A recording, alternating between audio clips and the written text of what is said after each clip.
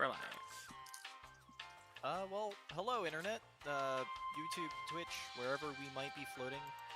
This is Erudis World of Wonder, episode 98. This is a attempting to be weekly game of D&D where we try not to kill any NPCs, try not to kill any players, and kind of succeed halfway. We'll see. So, since our players are ready, let us get into this.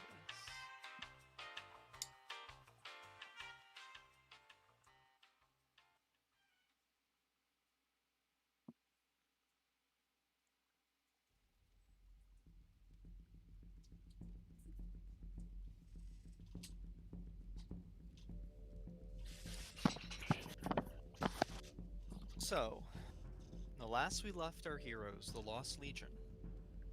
They've been accomplishing various tasks across No Hayden, from shopping to attempting to defeat the Lord of all Vampires to much, much, much more. Unfortunately, their latest adventure, delving into the Shadowfell, led them to the land of Barovia, where they, unbeknownst, come in contact with Strahd. After a quick spit with him, and unfortunately with each other, through some nefarious means, the party may be dead, or may be alive? They're not sure.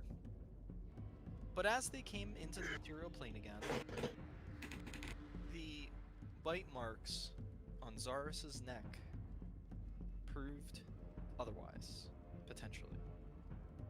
The party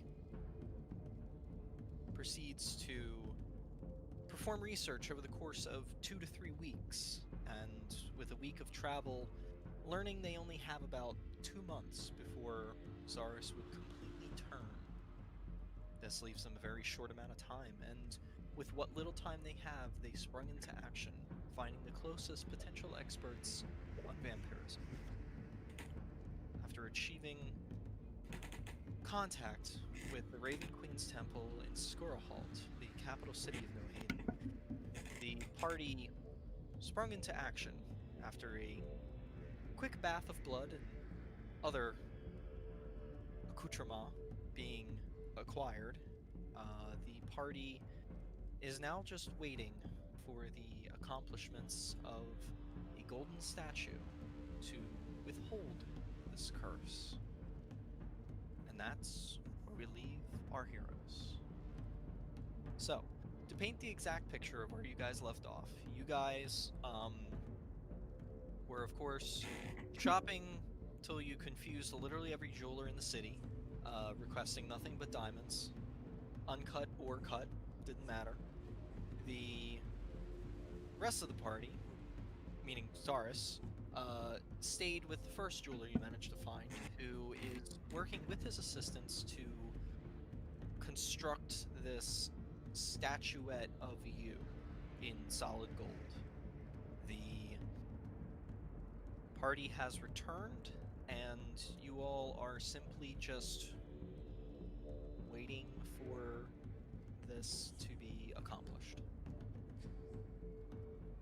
So, the guy has started. Didn't we end last session with you? We fast forwarded to him finishing the statue. Well, I wanted to go back a little bit at least, Okay. because there was waiting time. I didn't know over the course of 3 or 4 days if you guys had actually decided to do anything, rather than, having some time to think about what you might do over the course of 3 or 4 days. Got it. Might change something. I don't know.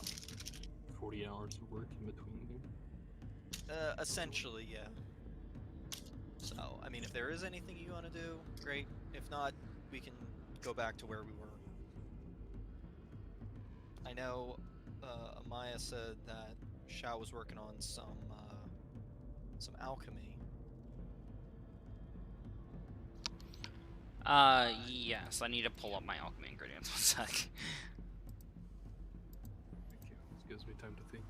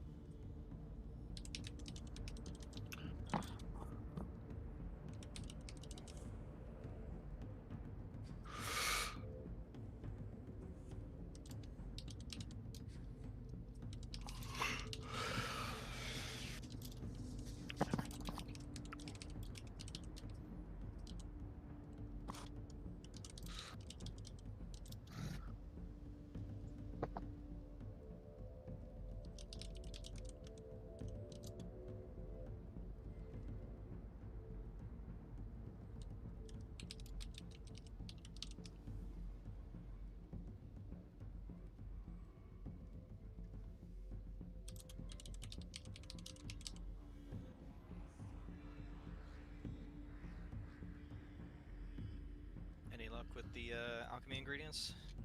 I am making a list of things that I'm interested in buying. Okay. Anybody else have anything to do? I'm still modeling.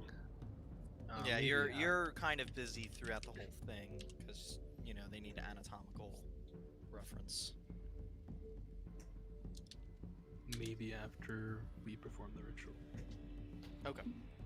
Yeah, I guess I would have been doing something the last couple of days.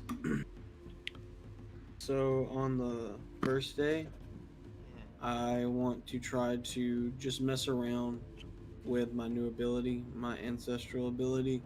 So like while we're sitting in a tavern, and I'm in my room one night, I'm gonna meditate and use consult the spirits, just trying to make one of my ancestors appear on the opposite end of the door, and then I'm gonna try to look through their vision. I'm just trying to get familiarized with that ability. Okay.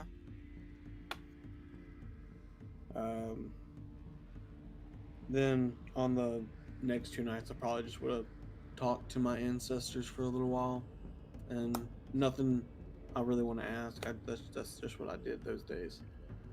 Okay. Yeah. So easy enough. Um, I mean, since it is you know, an ability you have, no need to roll or anything. Um, you are able to summon one of your ancestors, and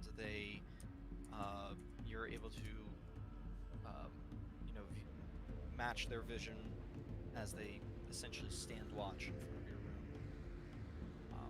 Nothing interesting happens, but you know, you're able to do it.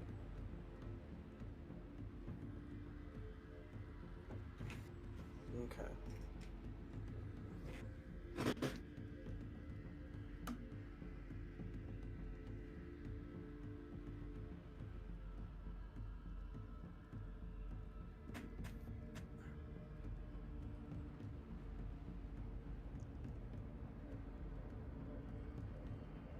So I see your list of ingredients.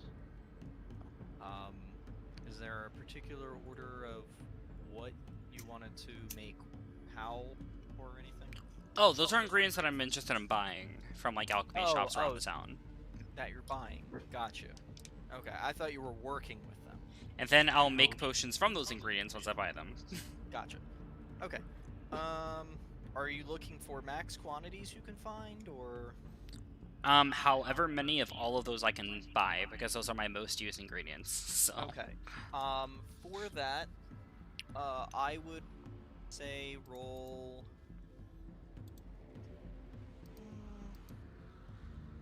This is going to be 3 rolls. You're going to roll a investigation. You are going to roll a persuasion.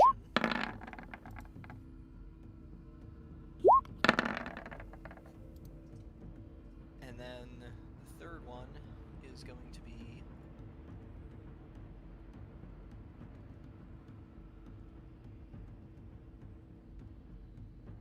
a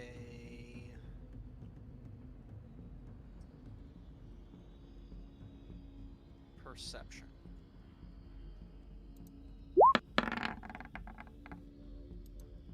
Okay. So, your initial digging, as you have been here before, but you don't know of all the stores in the city.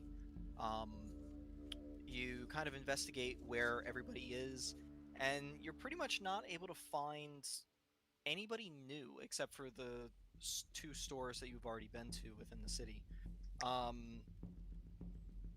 You proceed to go to said site, and you look around the store. That's what your perception is for. You manage to find the, let's see, pull this out. So you've got death bells. You do manage to find death bells. Okay, how many? You find 3 of them. So just keep this as a. I'm writing it down in chat, yeah. Okay. So you managed to find 3 death bells. Your next one is air root. You do not find any air root, unfortunately.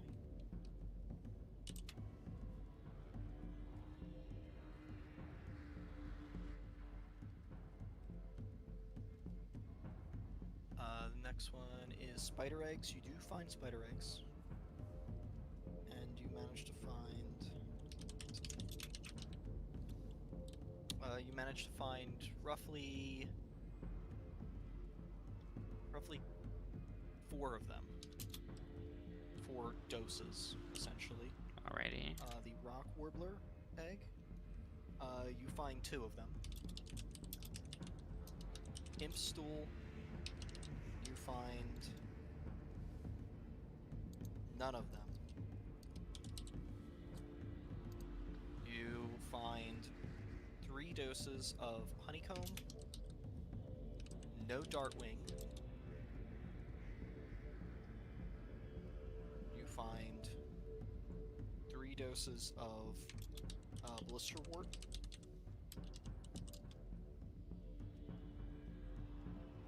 And you find 1 antler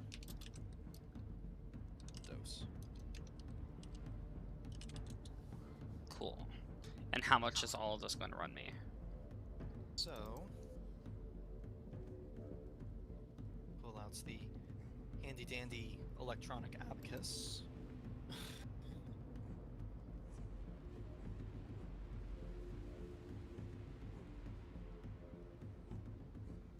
And since you are buying such a lot, that's what your persuasion check is. You do manage to, you know, maintain a decent price.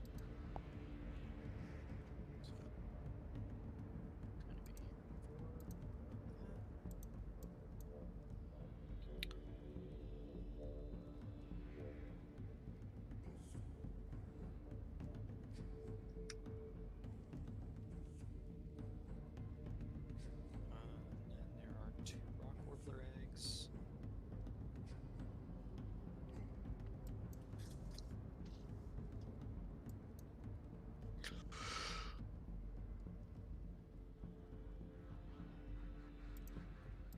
And 3 honeycomb.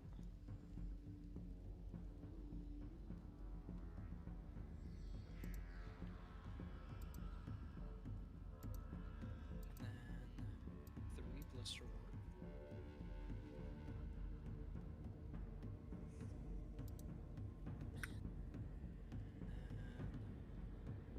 1 antler.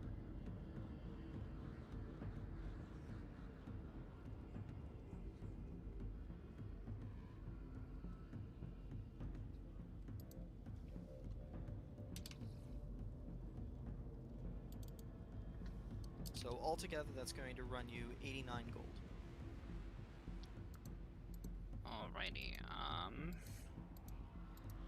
I will tell him to hold on to it for a moment, and then I will go grab some of my platinum from Zaris' bag of holding. Okay. I will take. You can just take the bag of holding for now. Well, I'm just gonna take 100 of my platinum out. Okay. Let me mark that down. Okay, and then I will go back, and you said it was how many gold? 89 gold. Okay, I will give him 9 platinum and get a gold back. Yep.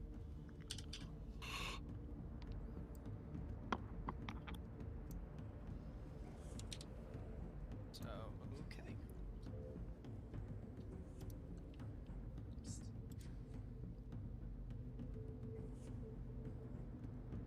Then somebody else can go while I like write all this stuff down on my sheet.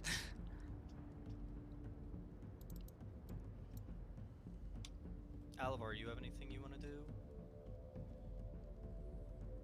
I probably will, but after we do the ritual. Okay. Zaris, in the very small amount of free time that you have, is there anything you would like to do? Nah. Okay.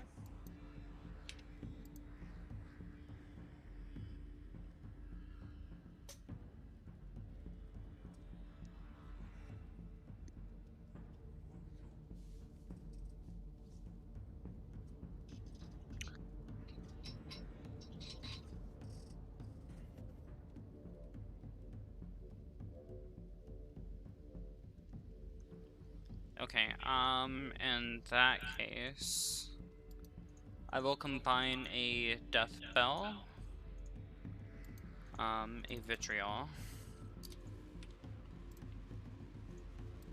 and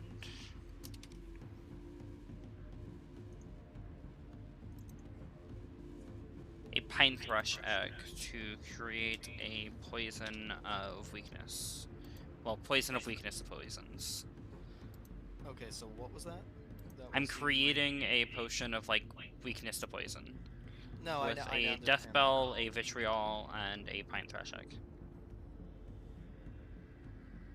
Death Bell, Pine Thrush Egg, And the Okay, Vitriol. And I've and the removed them Vitriol. from my sheet already. Okay. So that's weakness to poison. Anything else?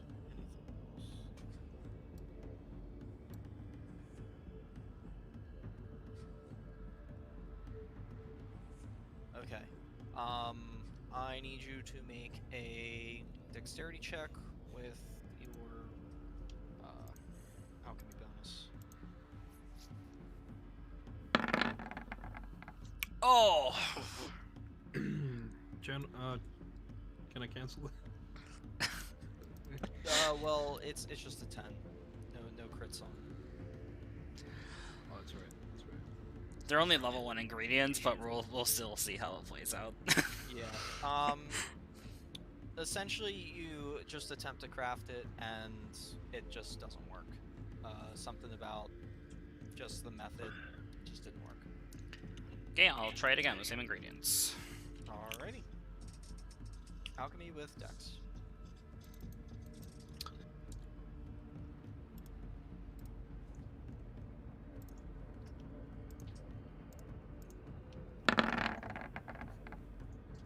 Much better. So this will give you create a potion of weakness to poison, or a poison of weakness to poison. It's weird how that works. Yep.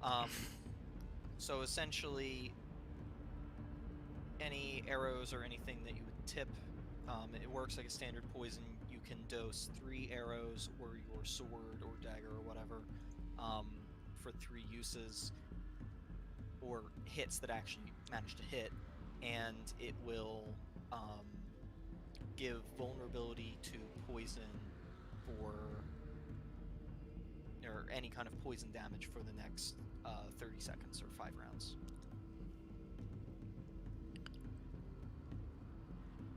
Alrighty, and then I wanted to make another poison. Alright. Is it the same one or a different one? Nope. This one's gonna be Vitriol, Death Bells, and Troll Fat. So let's use Nightshade because I don't want to waste a dose of Troll Fat. Okay, so Nightshade. Nightshade. And Death Bell and Vitriol. Okay. So if you would roll a alchemy with Dex again.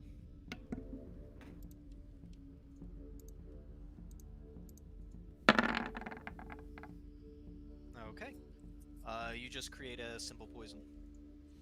Alright, and then using my Poisoner's Kit, I would like to combine the weakness to poisons and the damage health poison. So you're mixing the weakness to poison and the Damage health poison. damage health poison. Let's see. Magic, though, would be an infinite combo. Well, actually, I'm going to buy a Poisoner's Kit and then combine them, because I have proficiency with Poisoner Kit, but I actually don't have a Poisoner's Kit. Okay. Let's see. I actually have to go to Squirrel Halt to the store thing, because I'm not sure if you guys actually know where you could get something like that.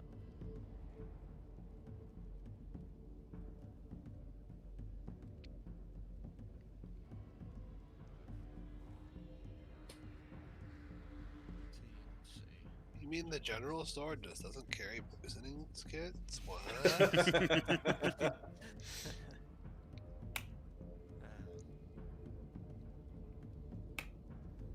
I thought they did right next to their +1 longswords. Uh, yeah, I don't think you guys have ever been in the stores that are of that variety. Um, if you want, you can try to slink around and maybe catch wind of where you might be able to procure something like that. Black market. Yeah, I will go to the slums. Oh, Okay. there's the black. I don't think I All right. So you proceed to go to the Cedar Meadow. Or no, sorry, not the Cedar Meadow.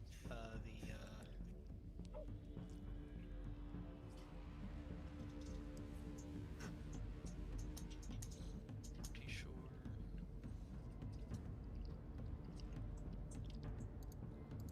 Yeah, you go to the Quartz Quarter, which is kind of like the lowest level of the city. That's where the Rusty Bedpost is, and the Grogan Lodge, and those places. Alright, and then I will try to find, I guess I'll try to find somebody who looks shady. Okay. Roll a perception check. Wow. There are a lot of not so kind, rough and tumble looking type of people around. 1s and 2s are great. In that case, I'll just find a shop that's here in the slums. Okay. Assuming there is one. Most of the stuff around here are like taverns and restaurants, houses, and things like that. Alright, I'll go to a There's not- tavern then. Okay. So you have Rusty Tankard, which you've been to before, and the Angry Apple, which you have not been to. I'll go to the Angry Apple this time, that sounds interesting. Okay. So you go to the Angry Apple, and it's an okay bar. You can still tell a lot of the furniture has been reassembled, shall we say. But there's not necessarily piles of broken furniture in the corners. You have, a fiddler in the corner who's playing music, and there looks to be, two bar hands who are handing out drinks and dealing with patrons. Most of them who are either worker type or the kind of bike. It's almost like a biker bar kind of feel, almost. Alrighty, I will go up to the bar. And then I will wave down one of the barmaids or bartender, whoever it is. All right. You get a human woman who comes up to you. What can I get you, lass? Well, just some milk is fine, but I was wondering if you knew where I could perhaps acquire a poisoner's kit. My friend has been struck by a poison. I needed to make some antidotes. Make a persuasion check.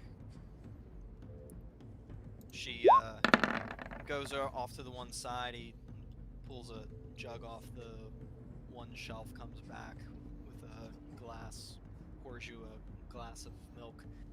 It's not the greatest looking. It seems like it does have some chunkiness to it. You're not sure if that's just settled fat or if it's just been out too long.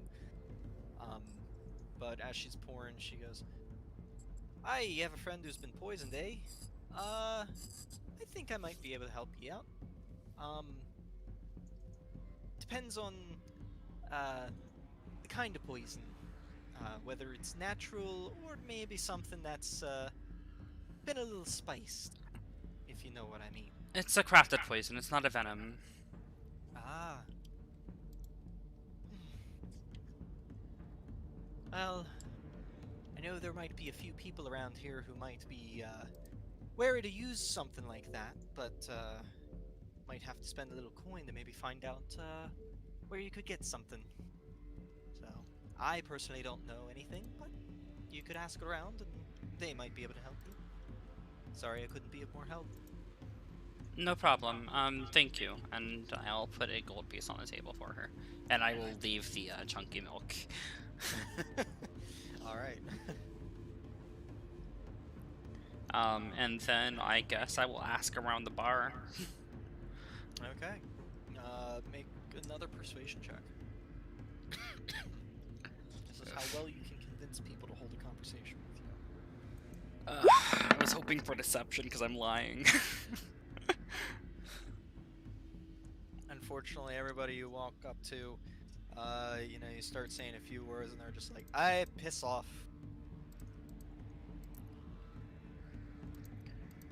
Fortunately, you don't get anywhere in this bar.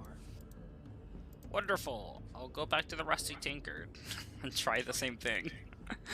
Okay. Make a perception check. When you walk into the door, you've been here before, so you know how rough it can get. Dude, what are these rolls? Like, why can't I roll above a 3? Somebody please explain. You look about. There's a number of people who look rough and tumble, but nobody that you can blatantly tell, like, oh, they might have experience with Poisoner's Kit.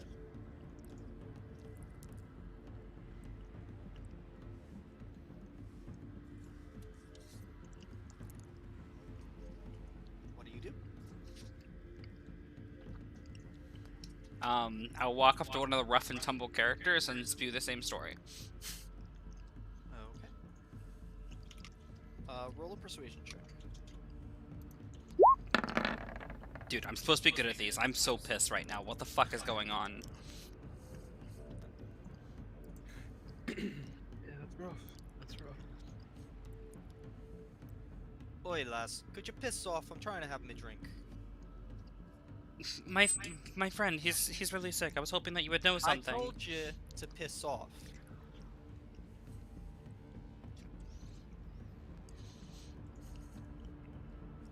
One second. back to I my want to check computer. and see something. I would like to sleight of hand a potion of paralysis into his drink. Okay. Roll a sleight of hand.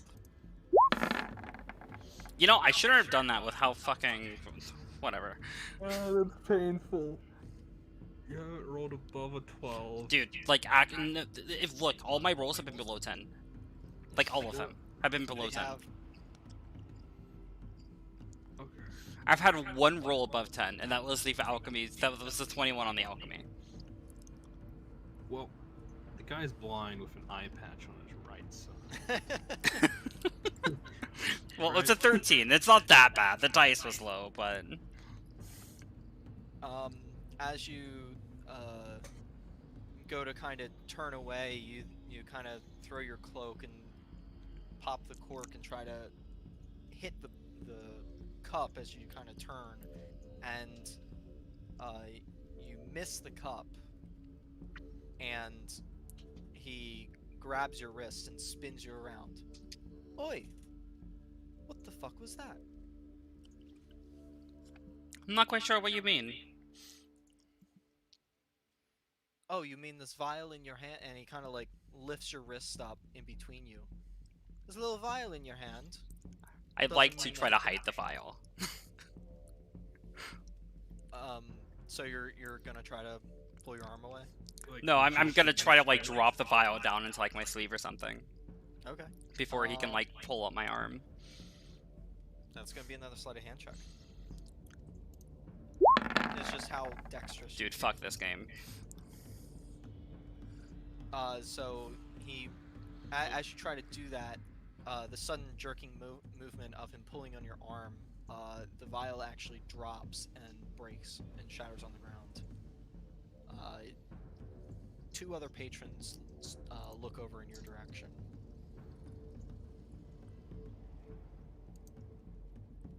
He proceeds to get up, and you see now he's probably about 6'2", roughly 180, 190 pounds, built pretty hefty. Did you bring any of us with you, or is this like all on your own? I Oh, assume she's on on her my own. own, unless somebody came with me.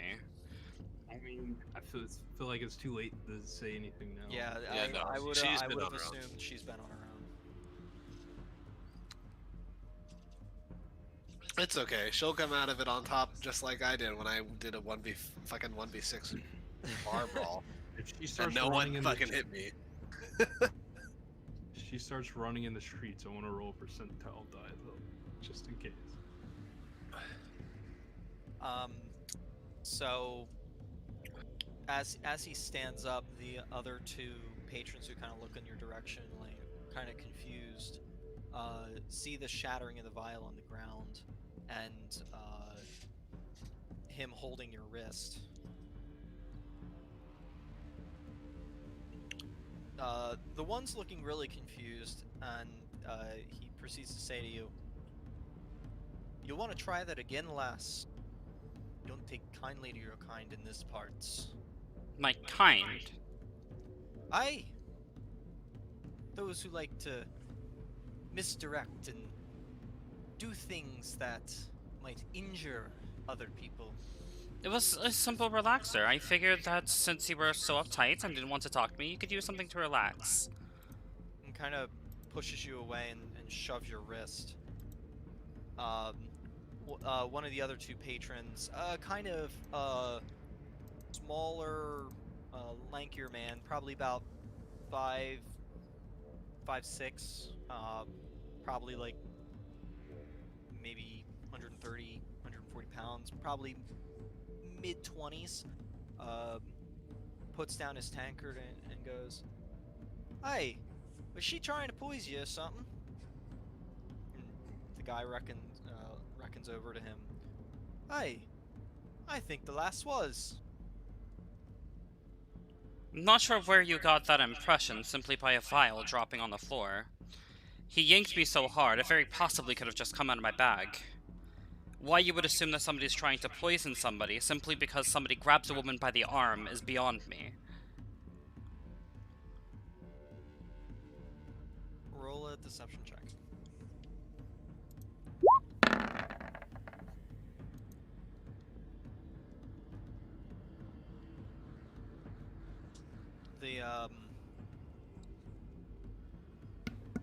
The smaller guy, and then the other patron as well, who was kind of confused by everything that was happening, it was starting to kind of make predictions in their own head of what was happening, and then they you can kind of see it on their face. They kind of almost double back a little bit.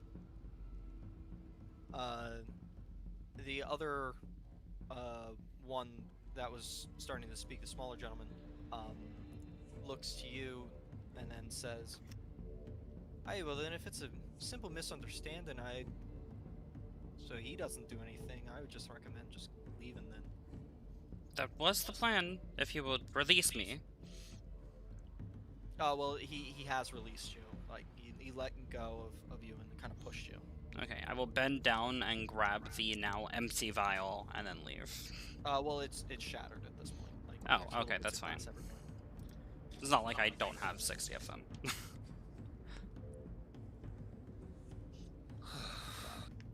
Alright, so you leave the tavern.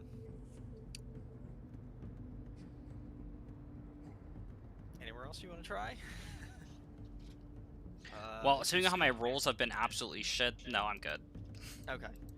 There is another tavern, Mr. Mead, if you really wanted to go in there, but... Mr. Mead. I'll just go back to that same, like, alchemist shop I was at before and see if he possibly has supplies. He sells poisonous ingredients, so... Okay.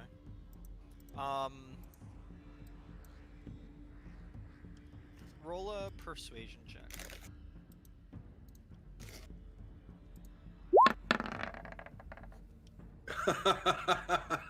Back Wow, to bad for that rolls. one roll.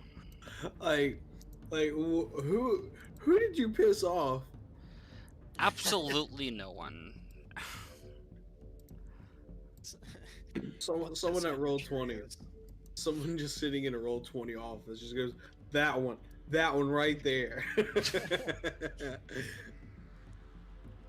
Um, he kind of looks at you and he goes, well, I mean, alchemy, you know, you can do most of the work with a simple alchemy kit, but I mean, if you're looking to synthesize more complex poisons and stuff, I mean, I don't know why you would need something like that even. Well, aside let me from ask you, have you ever fought a monster that could rip your head off with one arm? No. Then perhaps that's why you can't see my use for it. Well, I mean, look, I just sell ingredients and make potions, okay? I can't help you past the alchemy kit ingredients and, you know, equipment that I have. I don't know exactly where else you might be able to procure something a little more, you know, of the deadly nature. That's fine. I suppose I'll just talk to Alavar and see if his family has something.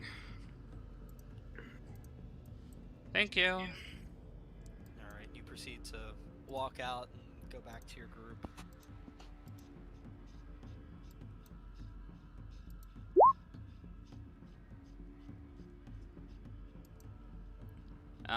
Yep, and then if nobody else is doing anything, then I suppose I will talk to Alavar and see if his uncle could procure something. Yeah, I'm sure his uncle could. Yeah, I'm sure we would just have to go drop by.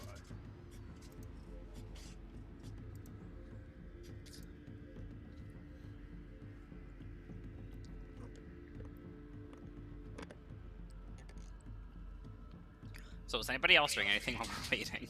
And hopefully he rolls above a 10. I was just hoping we were gonna get this over with. Like, started, I mean. Well, I mean, Maya, do you have anything else left to do, or are you pretty much done synthesizing what you're going to synthesize? I am done until I get a poisoner's kit that can combine 2 poisons, so... Okay. Alrighty. So, with that, the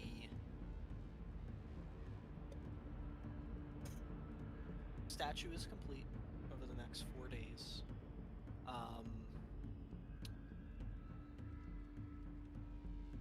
You have the statue, you have the diamonds.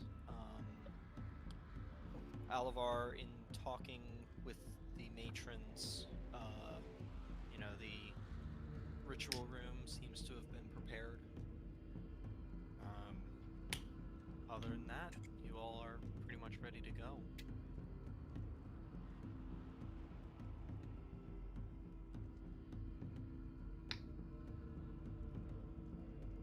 And how has Zara's been holding up through the past week?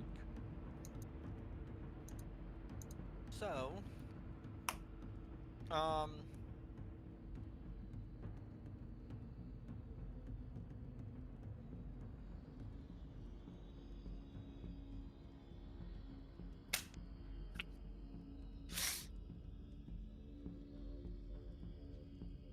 mean, he's been holding up okay. I mean, it doesn't seem any different other than the more meat-rich diet and the weirdly raw meat diet. Other than that, I mean, it's still Zaris. Does seem to be getting a little angrier though at stupid little things for some reason. All the more reason for me to paralyze his mouth.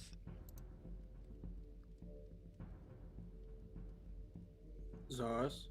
Are you guys in the shop right now? Or are we, is this at like the end of the night kind of thing? Well, this is over the course of the next couple days while the statue's finishing. Okay, sure.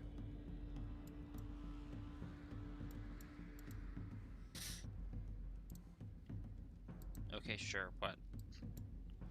No, I was just saying okay. Like, I understand. Sorry. Yes, what's up? Have you, going any extra teethies yet? I'll open my mouth and poke around. Your canines and primary incisors seem a little bit larger than they used to be.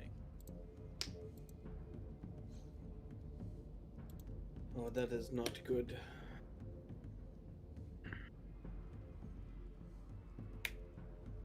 Well, thankfully everything It'll go back to normal, I'm sure.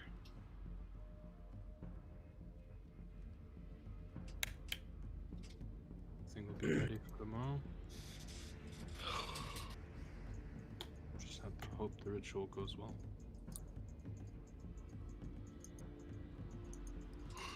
Yeah, I'm a little worried, but I do hope it goes well for you, Zaris.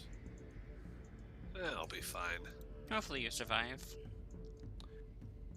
Either way, you'll still have us until you go and, I don't know, massacre somebody. If you kill somebody, I'll be killing him. Even if it doesn't work, I'm not gonna go on a killing rampage. Are you sure? I don't know if you can make that promise, but I'm not the one in your shoes.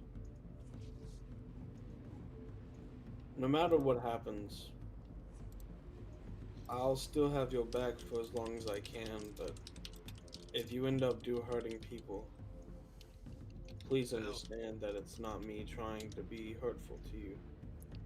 Let's just cross that bridge when we come to it. Agreed.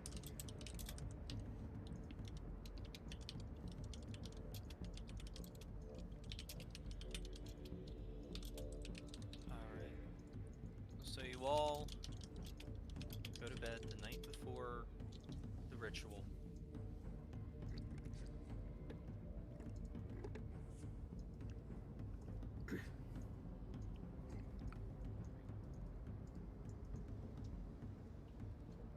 Zaris. Mhm. As you sleep, your dreams, they're not. You cut out my dream. What about my dreams? They, your dreams over the past couple of days have been becoming more and more dark. They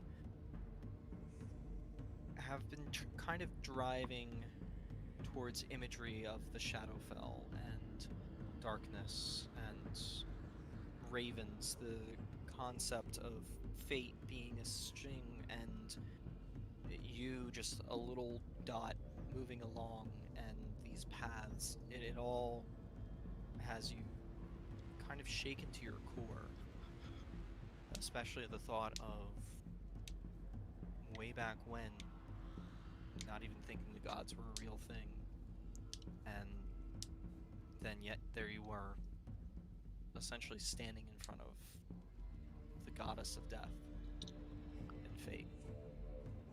And the fact that you stand on this precipice of death and what it could mean for you if this doesn't go right, it just has been racking your brain. And your night's rests are not good. You are waking up more and more tired and irritable.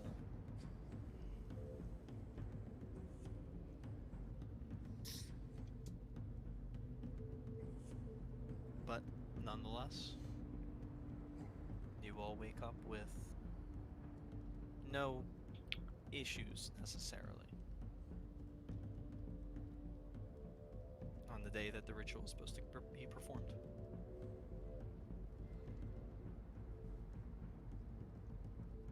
I'm gonna head on downstairs and wait for everybody at a table and order some breakfast.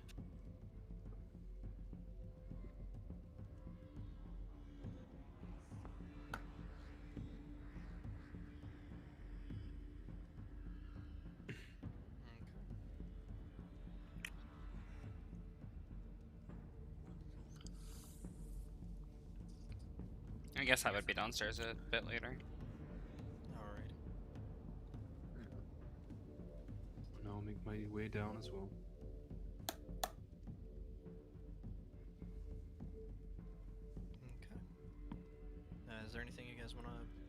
talk about or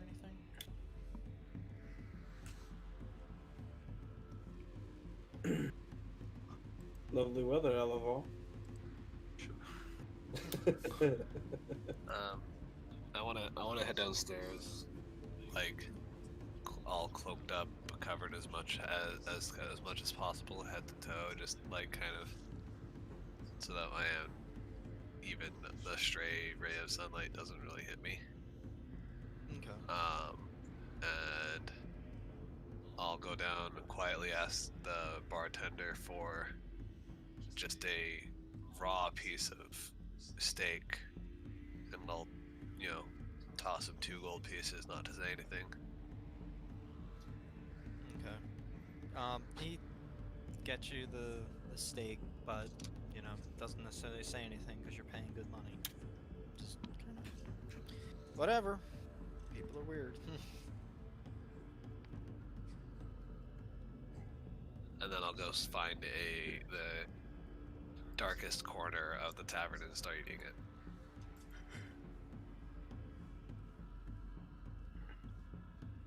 Do we see mean this? Elevar? Yeah, like do we see this at all? Do you come to where we?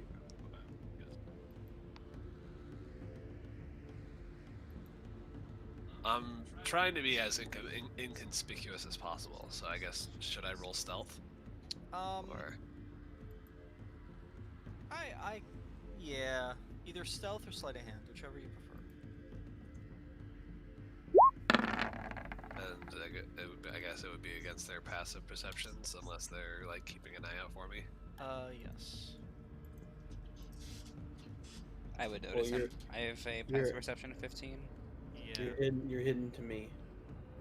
19. Yeah. What? Yeah. You have a Yeah, passive he perception could- of 19? He has the observant feat, Holy shit. right? Don't you have the observant feat?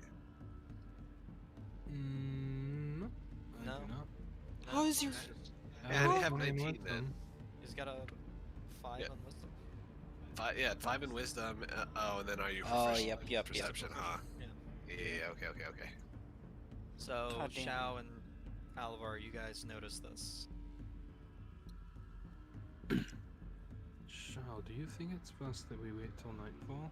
I'm just going to walk over to Zaris. You're not dead, are you? What? No. I'll point it out to Google. Not yet? What's going on? Are you sure? Because you're eating raw meat and you're avoiding sunlight. Are you sure you're not a vampire yet? Sun's been bothering me recently, and nothing wrong with a raw steak. There's everything wrong with a raw steak, actually. Well, actually, there's even things wrong with the cooked steak. You should try eating some vegetables. You look pale. Have you been eating properly? Do I look paler? You do look a little less red than you originally saw. After being at point out, I'm also gonna get up and walk over there. I'll Let's go. I'm sorry, before that, I'll stay where I'm seated. I'm just gonna keep an eye out for anybody who's looking that way. What's going on, guys? Everything okay? Yeah, I'm fine. I look to Shao. He's not fine. Can you see if he's undead yet? I look towards Zaris and I close my eyes and I'm gonna activate a divine sense.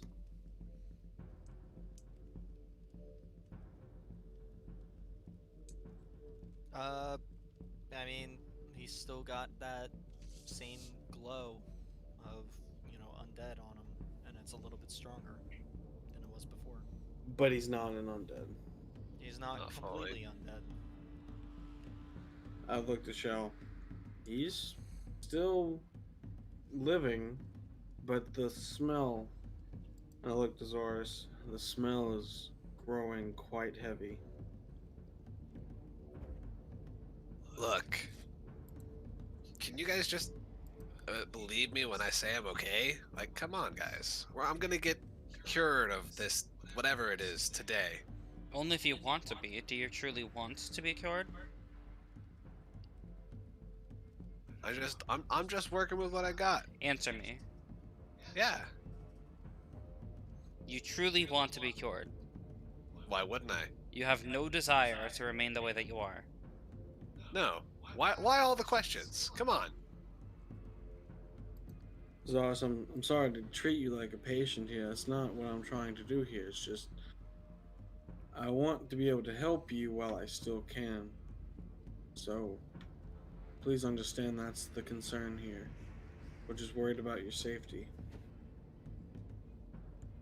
You guys worry too much. I don't want you to hurt anyone. Because when And you I do won't. that, you'll become a murderer.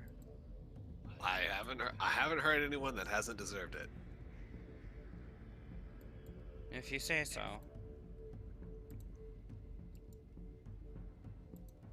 Look, how about As just I continue munching on my raw steak. Zaris, and I point towards the steak. How about I take that slab of meat back over there to the kitchen. I have him make it blue for you. He just sears one side, the other side, at least it's a little bit cooked. You shouldn't be eating that meat. You'll get sick. I just slide it like further away from Gundor as I keep eating it. All right. We'll finish your food, and then after that, we need to head out. I think we need to get a jump on this. How about I make you Wow. a nice salad instead? It's healthier for you. You know I don't like vegetables.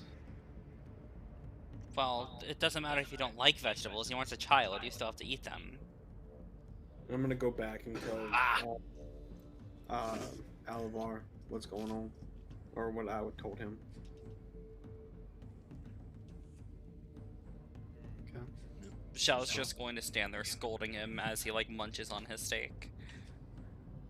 I think after we get done eating breakfast, we should get everything started on this. Of course. We'll have to see if they're ready. But we have everything we need. It's up to Zars.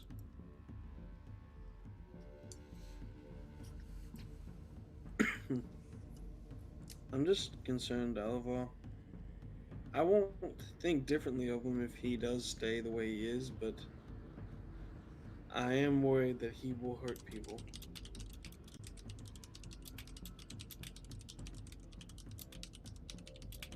I mean, at that point, is he our friend or someone we used to know?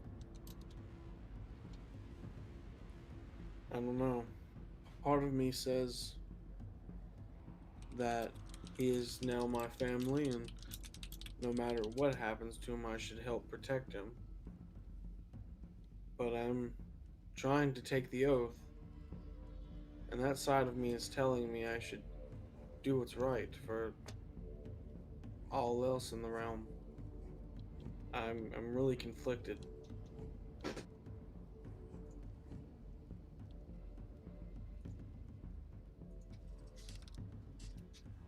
I understand where you're coming from.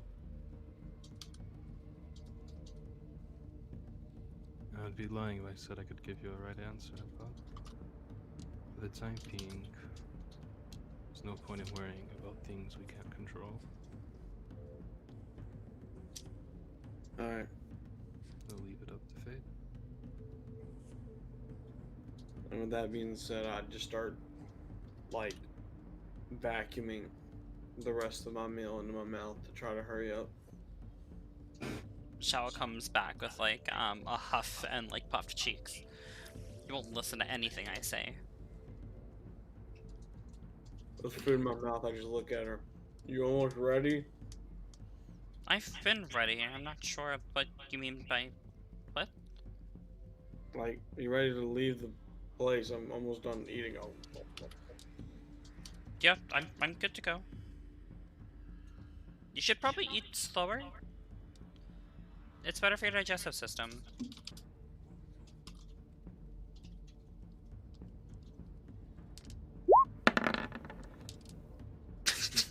I choke.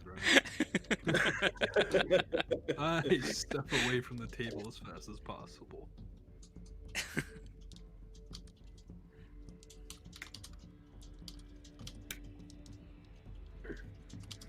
Alright. I'm ready to head on out when you guys are.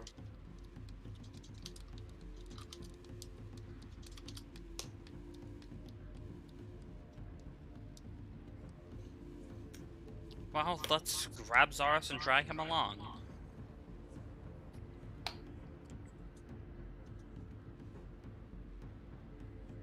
Walk over to Zaris. You ready? I think he's typing to Anthony. I'll just wipe my face. Yeah, I'm good. Alright, it's yippee-ki-yay. You have a cloak, Zaris, I assume. He needs to keep it down. He needs sunlight, dude. He's getting more and more pale. Sunlight hurts my skin right now. Uh, Leave me be. I'll just hold on to the edges of my hood so she can't pull it down as we walk. Okay. Us will like try to pull it down occasionally. I mean, he could put on like my winter coat, and I'm like twice the size, so it'll probably cover everything.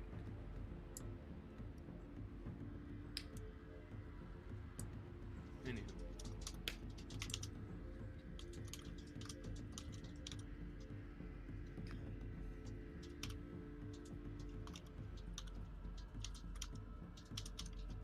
So Shall you that guys are type him? walking.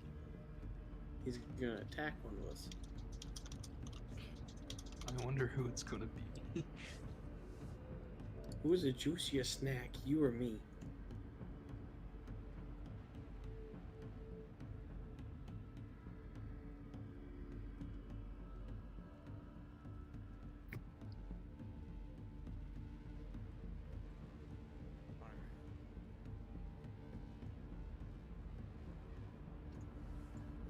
So you guys make your way to the temple. And as you enter the inside, you see the Grand Matron, and now you see 6 other matrons with her. All similarly dressed, this time in white robes, entirely white, except for the Grand Matron, who is wearing this beautiful, almost tapestry-like gray robe adornment. It has these beautiful embroideries of ravens and feathers all throughout the front and down the arms. The edges are gray feather with black feather as well, rimming the collar as well as the wrist areas.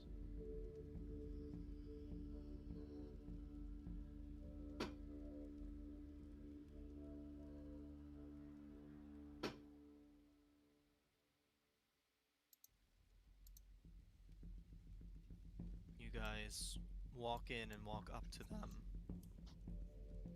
The Grand Matron looks to you, Alvar. I see that our raven has returned. Of course. We have all the diamonds and everything that we need. That is good. I see we have the afflicted one on whose shoulder you stand. How are you today? He's dying. He's seen better days. I'm just silent, and you can see Zaris is just silent. And he's just getting, not like he's just. You can see he's like kind of visibly nervous, and like a little bit twitchy.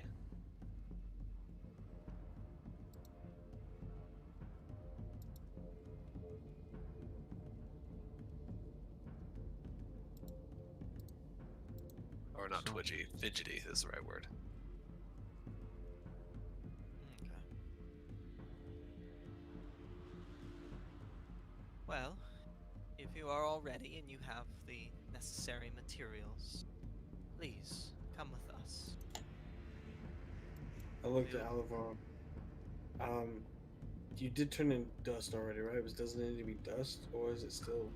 Pretty sure they do that. Okay, I'm It's sorry. I looked to the woman. Sorry, didn't mean to interrupt. It is okay. You know, those who do not know our rituals. It's okay. Please, follow us. They proceed to turn, and the Grand Matron goes first with the other six, kind of forming two columns on the left and right hand side of her, and begin walking to the back right hand corner, kind of opposite to the other room that you were.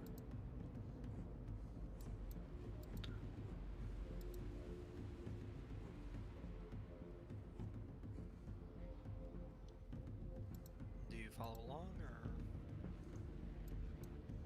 how do you proceed?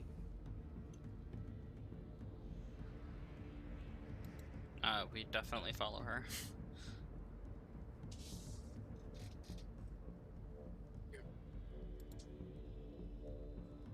Okay, so you all follow along. The front two matrons grabbing the doors and opening them. The rest of the group, as well as your group, walking through the ritual chamber. And you can see the walls are a lighter gray polished granite with black wrought iron candelabras placed about every 5 or 6 feet around this circular chamber. You see 4 large, almost, I would say 10-foot tall, black raven statues, or statues with red jewels where the eyes would be, facing towards the center of the room where there is a pedestal, and the floor is this beautifully polished, looked like granite or diorite or some kind of whitish gray stone, lighter than the walls, with similar gold embedding, but in a different geometric shape, kind of a more circular pattern. You see, coming up towards the center, a step up, and along the edge of the step there is carvings and scrawling. Let's see.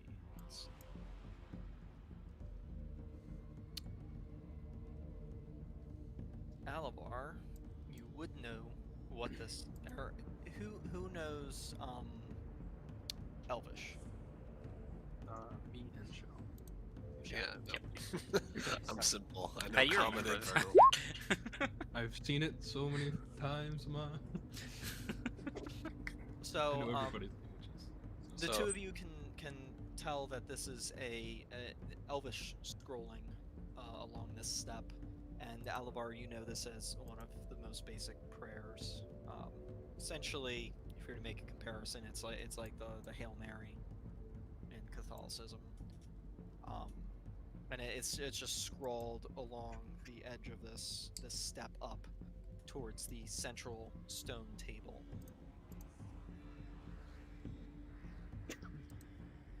The stone table is large. It's roughly 8 foot long by about 4 to 5 feet wide. Definitely enough for one, let alone 2 people to lay on there. There is some small wooden tables that are set to the side, and you see in the far end of the corner there is this large mortar and pestle kind of construction with a long, black wrought iron, almost paddle for the mortar and pestle.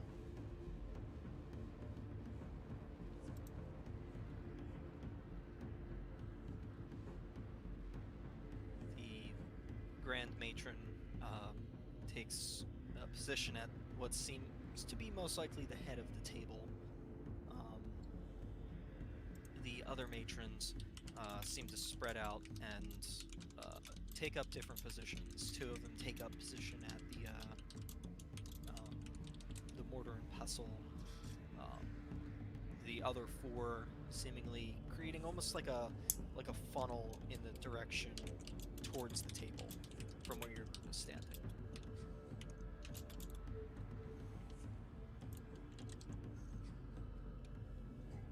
The Grand Matron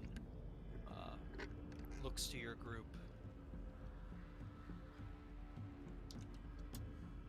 Are you ready?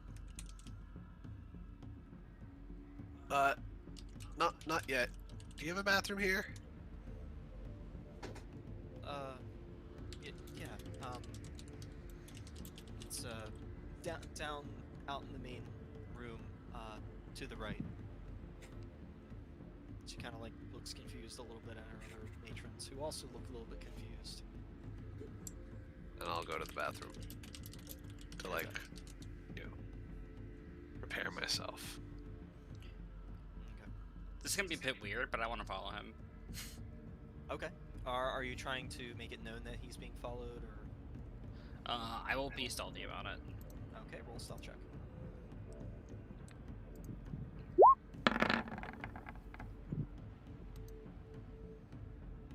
Okay.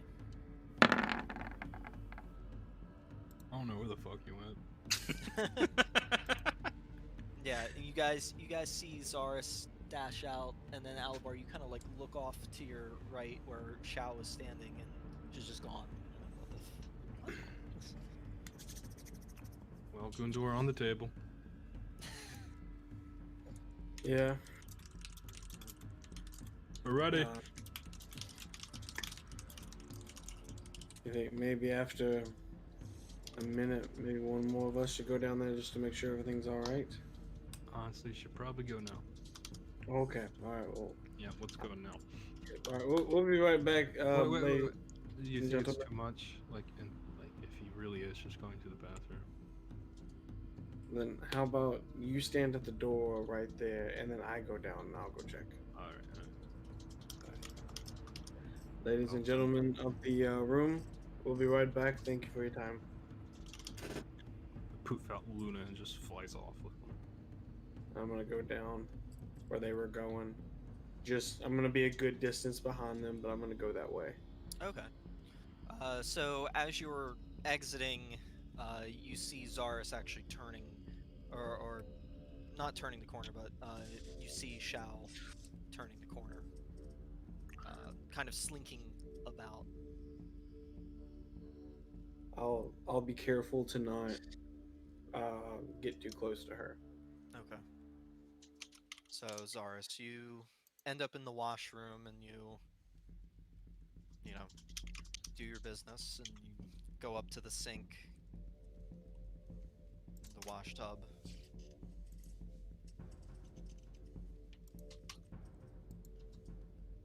Okay.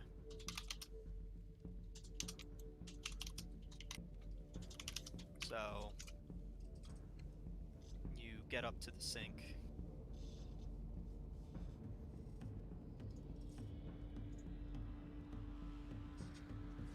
Okay. Is he actually like using the restroom properly?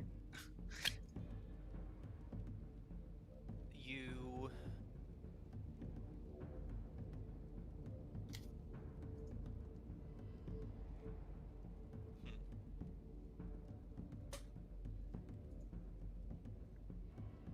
Let's see, what's the best way to do this?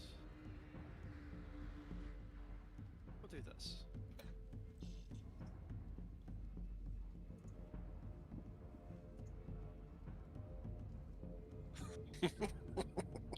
Okay, so you see Zaris he uses the bathroom as anybody would. You proceed to go up to the sink and you look at yourself in the mirror and wash up your hands, and then you take some of the water that's still pooled in the sink and you splash yourself in the face. What do you do? I'm trying to psych myself up, like, I can do this. I can do this. Nothing wrong with this. I can do this. And after I'll splash myself a couple times, and then I just kind of like taking deep breaths, like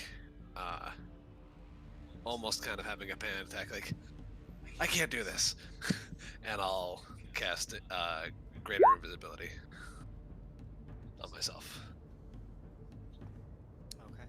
So, Maya, you see, or Shao sees Zaris do a quick flourish of hand signals and gone. And then, oh, actually, I'll DM this to you because I'm invisible, so she wouldn't see this. Okay. Also, you didn't notice Shao as well. Yeah.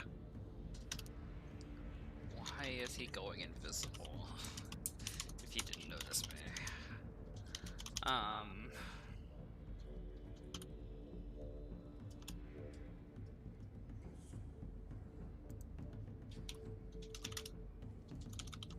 Okay. So, seeing him go invisible,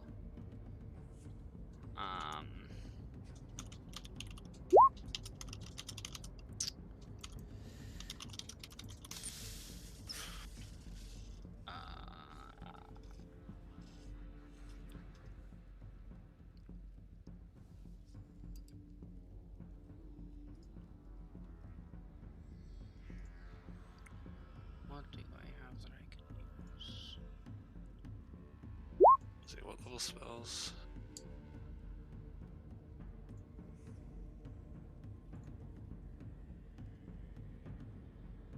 Slash W. Oh, it's slash W. Slash Just W make- is RS. Okay. I just And wanted to then- make sure I was doing the right command. Yeah.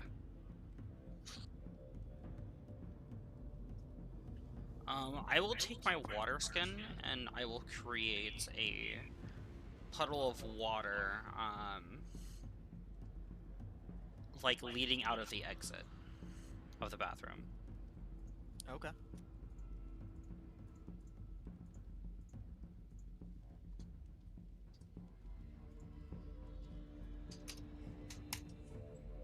Okay, so you see him disappear, and you go, shit, where'd he go? You look, it's the only entrance and exit to the room, so you take your water skin and you splash water on the floor.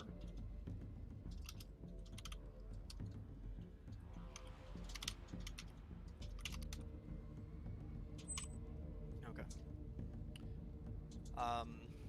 Not but 5-6 seconds later, you see a very similar magic to you.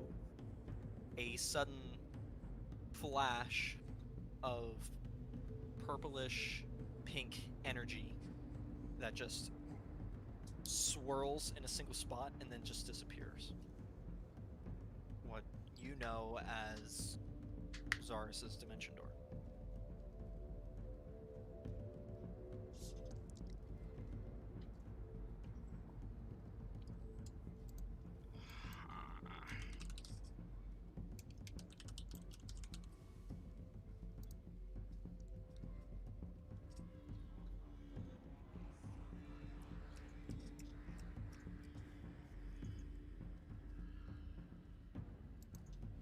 He's not technically an undead yet, is he? He's not quite undead. So I wouldn't have advantage on tracking him then.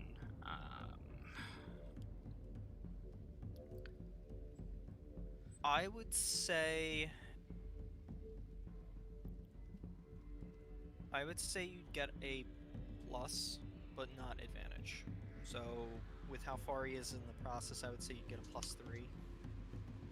It's like like standard. If you were just to do advantage by just adding, you typically get a +5. So I'll say you get a +3 on tracking. Okay. Well, I will run upstairs. I will look to Matt and Gundor. Well, Alavar and Gundor. Do I run into Gundor on my way to try to find Alavar? You do. You do end up running into him. Zaris is gone. He went invisible, then dimension doored out of the Well, bathroom. you can't. We're in the. We're in the what? Wait. Now. So you run into Gundor. What? So Gundor, you're walking in the main room, kind of. You were able to be about 50 to 60 feet behind Shao, and right as you were at that hallway where she originally turned, she's running out and runs into you. Shao? I love. Zaris ran. He was trying to pump himself up, then he said that he couldn't do it. He went invisible, then he dimension doored out of the bathroom. He's running. Wait. I turn and I run back to the door where Alavar is. We have to go. Oh. We may have to do this ritual another time. I am sorry for the delay. We'll be right back. And I'm hauling ass. As you like say this to like all the matrons in the room, the Grand Matron kind of looks to you and go, Raven, is everything okay? And you're gone at that point. What happened? He ran. He ran.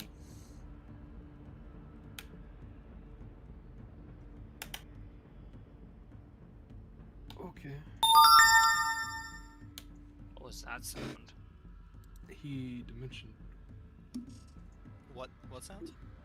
Something on my computer just made like a notification sound. It was really loud. I don't know where it came from, but that was really loud and made me jump. Was that an alert? No, I have no idea what that was. That made me jump. Okay. Never mind, ignore me.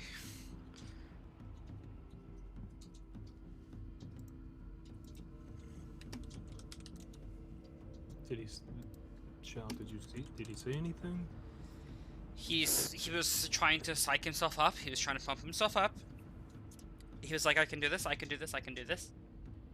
I can't do this. And then he went invisible and he dimension doored.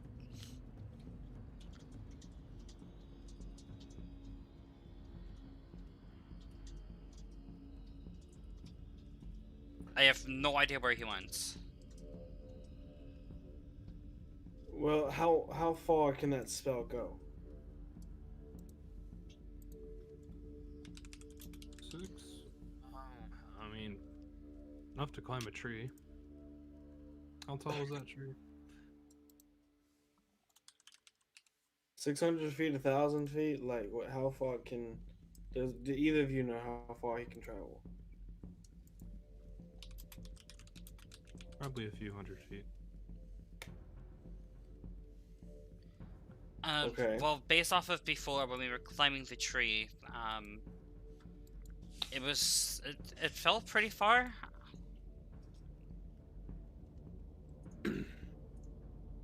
Okay. Well, this is what we can do. I am able to sense out a range. If we're running around and I get a ding, I can find him. Let me... I'm not sure if I can do something else. I know I can see, but I don't know if I can move it. Does it take 10 minutes to cast Scrying, no matter what? I believe so. That's the standard spell length. Let's see, cleric, 5th level, scrying. Oh yeah, because it's not a ritual. Okay. I mean, it is a ritual, but it's not considered a ritual because it's no matter what it takes. Yep. Well, where should we go for? Should we head back to the hotel? Maybe he's at the hotel.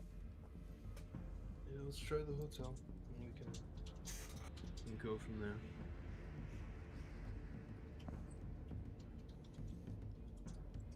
Okay. So, are you? I'm going to attempt to track him. Well, once we find tracks that we can track, anyway. Okay.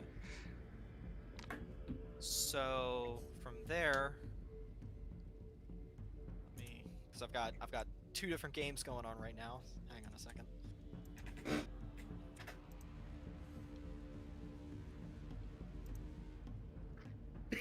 I need Shao to. So are you guys exiting the building at this point? Yeah, we're exiting the building and we're going to look around in a radius to see if we can find any tracks of him. Okay. I would say perception check.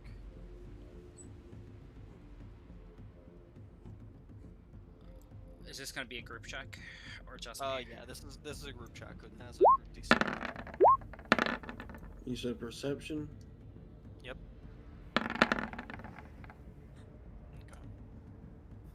Gundor, you're just kind of like in the moment, just like, what the fuck is going on? Really confused. Shao, you kind of know the way that Zaris works, and so do you, Alivar. You guys run out. As you're looking around, he couldn't have gotten too far, but he could have gotten very far. You see the streets are fairly empty. There's not really too much going on. From your previous walks around the area, there's a large graveyard to the, if you're looking at the building, to the right-hand side of the building. That is really, really large, probably about 2 or 3 city blocks, I would say. And then on the left-hand side, there are a number of buildings that are like townhomes, 2-3 stories, so on and so forth. And you guys kind of know, well, if Zaris was doing what Zaris does, he would try to find a place that he can slink away. He wouldn't go out in the open. So you go over to those buildings, and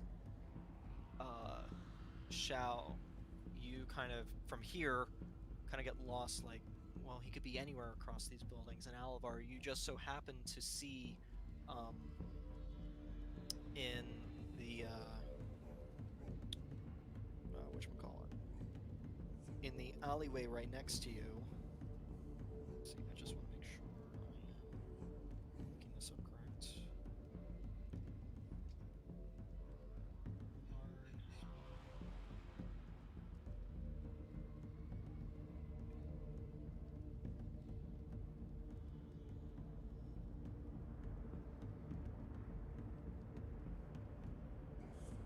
You happen to see on the ground a little piece of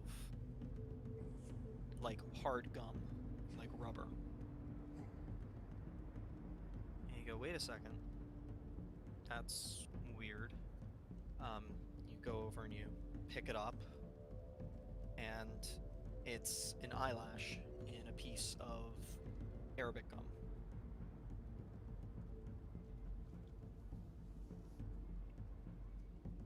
This is like a recipe. This is like arcane ingredients. It is, because you've seen him cast invisibility before, standard invisibility. This is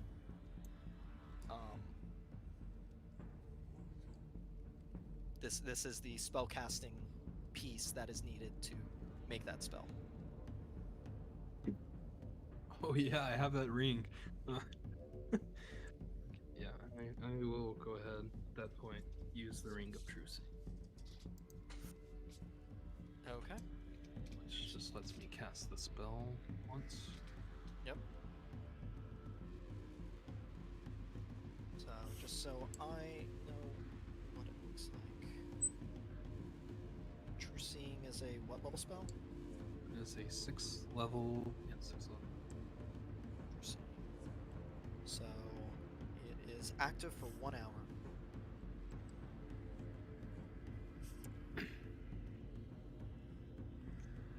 Alright.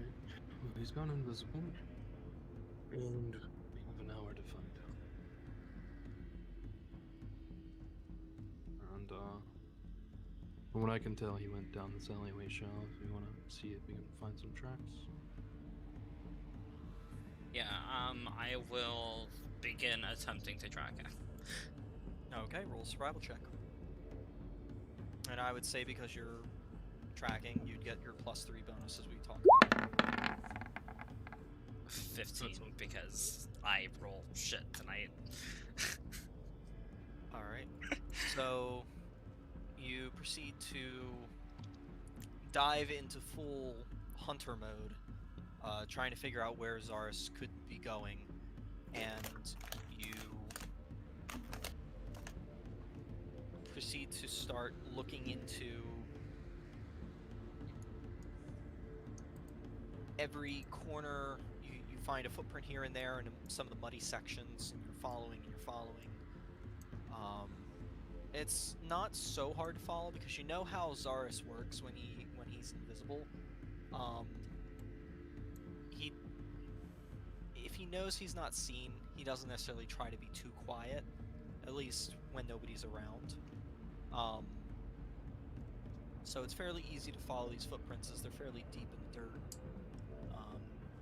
You make a left, you make a right, you go straight, you hit the next main intersection. You find a couple muddy footprints, and then it goes back into another alleyway, you think, but there's a couple of muddy footprints that are going back and forth. I need you to roll another survival check to see if you can pick up on his tracks again, entering this next alleyway. Bruh. Can I do something Can as well? somebody fucking, like, oh my god. Sure. What do you wanna do? When we get to this alleyway, I want to pop a divine sense. Okay. What's the range on Divine Sense? 60 feet. 60 feet. So, couple rounds. It's also not behind if they're not behind total cover. So essentially, if I'm within 60 feet visual range. Yeah. So you blast out your Divine Sense, and you do not sense him. Okay. I can't smell him. Okay, sending Gazaris. Hey, Zaris. Are you okay?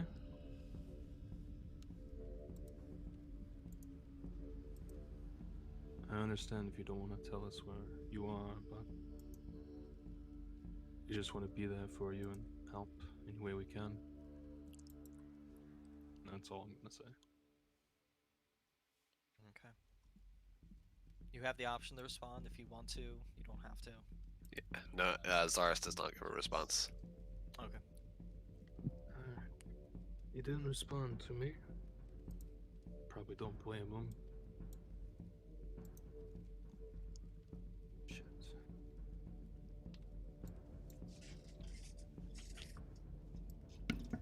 Well, how about we all take a look at these tracks and see if maybe we can figure it out together.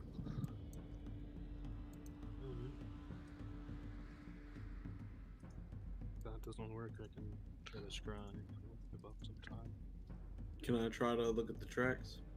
Yep. So you guys can either one with advantage or both you guys roll. We'll give Gundur advantage.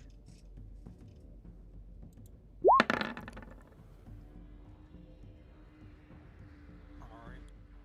With that, Shao was kind of getting caught up with all the different muddy footprints. You were able to go, hey, wait a second, those are the same souls as what we were seeing in the other alley. Those are Zaris.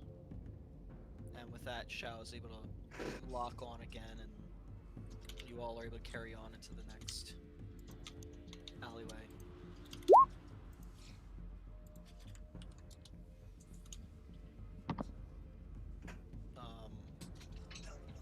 So you guys continue on in this alleyway, continue on, and suddenly it opens up to this little back alley court area.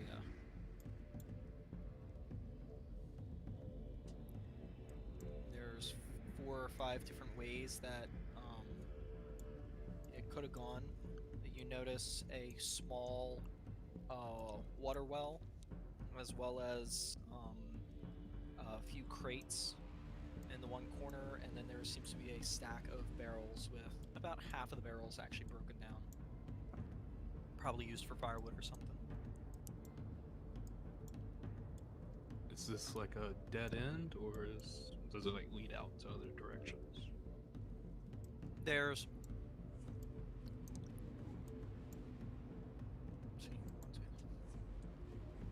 there's 4 ways into this court area. The Okay, I understand. one that you came in being one of the 4 alleyways. Yeah. It's sort of just like the edge of the Yeah. sidewalk.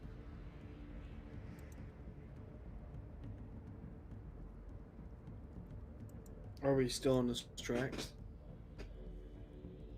You seem to be still on its tracks, but once again, this area becomes extremely muddy, especially around the well. There's actually, in some of the footprints, there's actual water that seems to be around the well. I see. Spread out. Give a good look before we pick another path.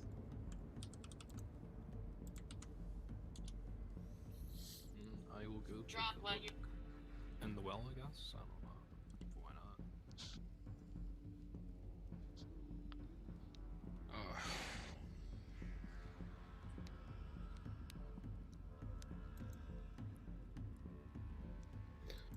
What about you, Shao? You want to look for some more tracks, or what do you want to do?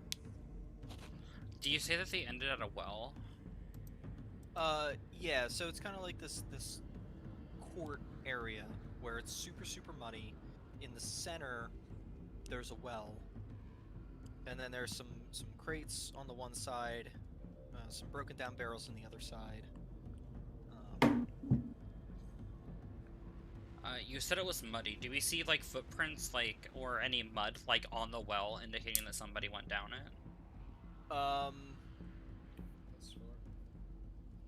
You can, yeah, I would say go up and roll an investigation check.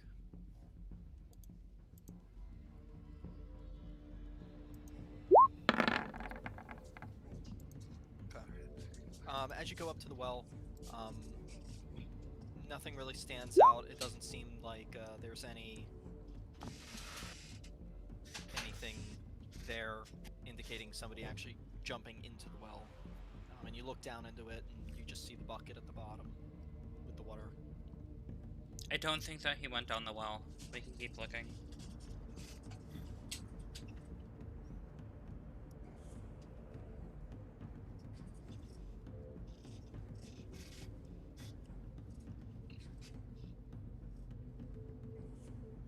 Okay, I want to look around, see if I can try to find some more tracks of Zaris. I will assist. Roll an investigation check. And with advantage.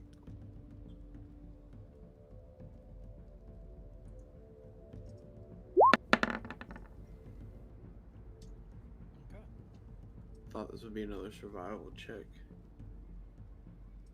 Well, you're looking for, since there's so much like potential tracks and everything, it's more of investigating what is the right information.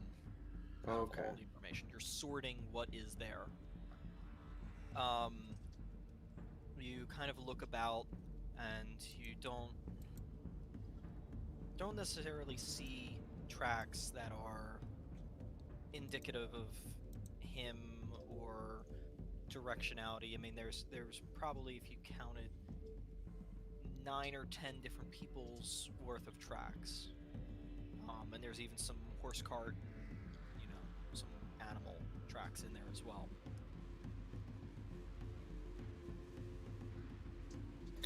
They're all fucking blend in. I can't tell. To any of the pathways lead down a darker, like more shaded path.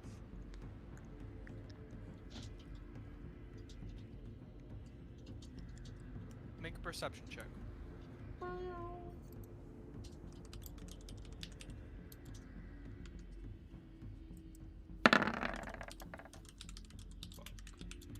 Okay.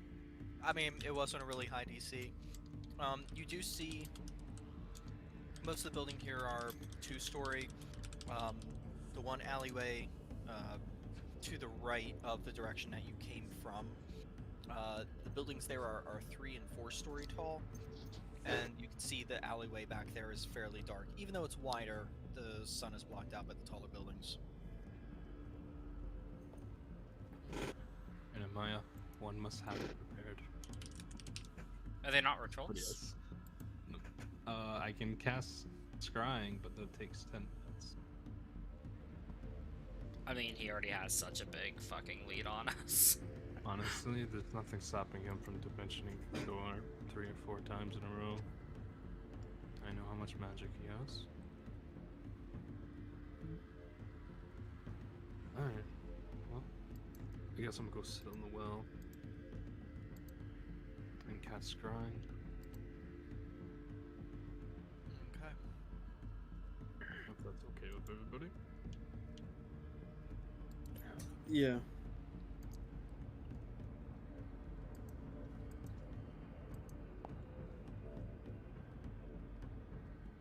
Okay. I just need one thing.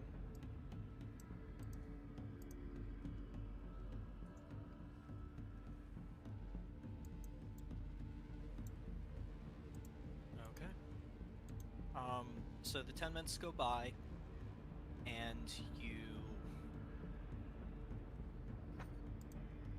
kind of know where you are in the city as you're coming closer and closer towards the area that you had been fighting the assassins. Yes, Sars, you would need to make the save. So I think... 5 to the spell DC. Well, it would be. Let's see. You're very familiar with me. Yeah, first hand. It gives me a -5 to the save. What type of save is it? It's a spell save. Wisdom, is it? Or yeah, Yes, wisdom saving throw. saving. Yeah, it's a wisdom saving throw. So I have a -4. Yeah, because I only have a +1 to wisdom saves. So whatever the roll is, it's a -4. Or -5, not -4. Yeah, it would be -5. Do you But, do you yeah. have anything of Zarus's? That's my save. Okay. No, it doesn't matter if you did have anything of Zarus's. I mean, I would say the Arabic gum would have Yeah, also... I don't know. I don't know if I would have kept that though. That's what I was contemplating. Okay. I mean, I have something. Oh, it doesn't matter. He didn't make the save anyways.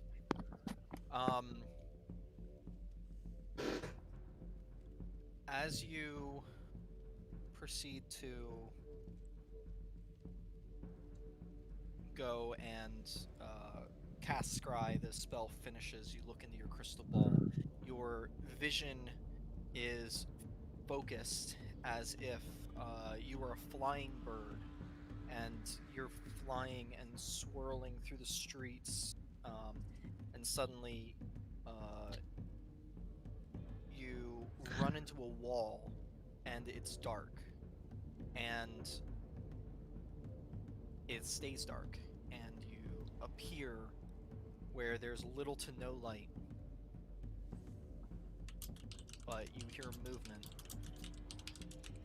Water. Almost as if somebody was sloshing about knee deep in water. Like in a sewer, perhaps. He probably did go down the well. Well, actually, I can't You- see what you're saying, right? Or is it, or does it appear in the crystal bar? That's up to Anthony. No, the crystal ball is the focus Got it. for him casting the spell, so only he is able to see. But you see Zaris kind of hunched over, kind of walking in this low area, knee deep, kind of mid thigh in still seeming water, kind of crouching, his hand kind of crawling above, the cloak seemingly soaked to the bone on the bottom half. You can see the slight glint of Zaris's eye catching what little bit of light there might be down here from a grate. And he's just, you see him there, heavy breathing. You hear above a cart that seems to be rolling on the street, and he kind of stops and holds there for a moment. He listens. Okay, I think I'm in the clear. Gotta keep going though. You see him continue on. And it's just him for the next, 5-10 minutes just going down these paths. And do we see more of those like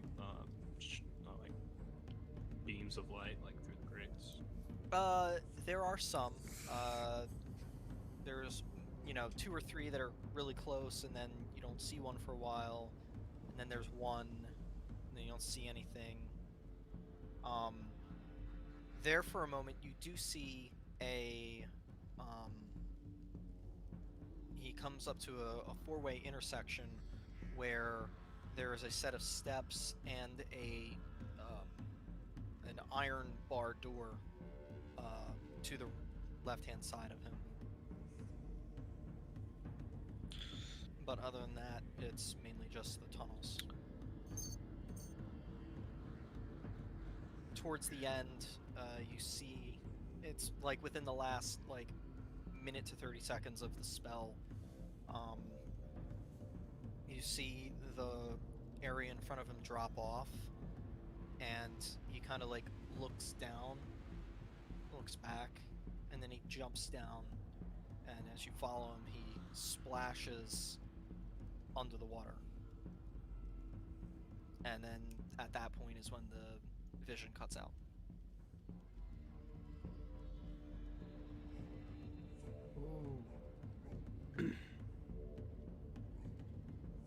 It still looked like it was potentially sewer. There wasn't any sudden light, like moonlight or anything, or daylight. I mean, but So when I come out of the spell, does it just does my vision come back from where he was to me, or is it just? snap? yeah. It's essentially your vision breaks off as if you blinked, almost. Okay. If I had to guess, he's in the sewers. Man, I feel like he's pretty close to being out of the city. If I had to guess.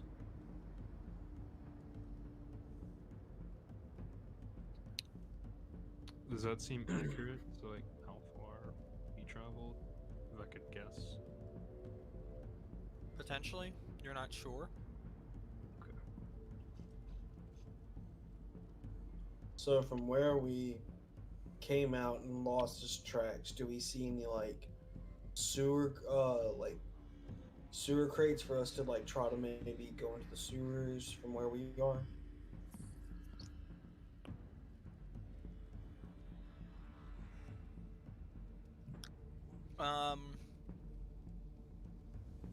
Not in this courtyard that you're in. You could check some of the other alleyways if you wanted to.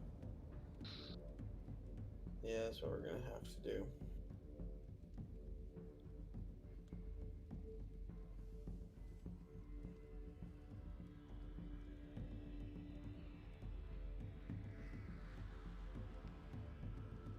Good math. So what alleyway are you looking to potentially move down? Well, there was 4 of them. We came out of one of them.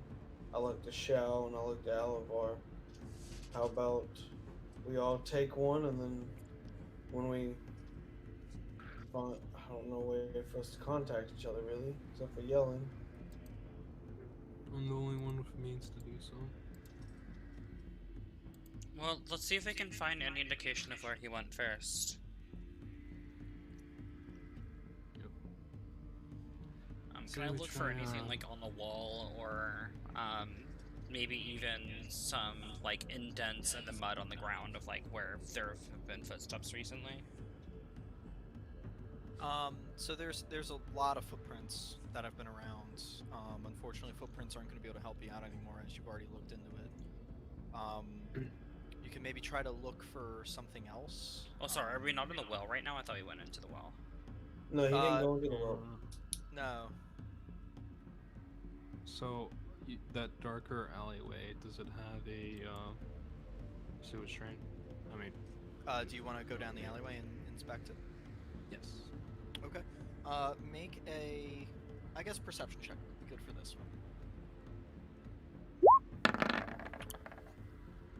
Okay. As you're walking down the alleyway, you see a number of gates or sewage grates. Some of them fairly small. There's about 3 here, but the one large one you do see is a little bit off kilter, as if it's been shifted. Well, I think we found our answer. Shout back to the group. You went in through here. I'll go ahead and open up the grate.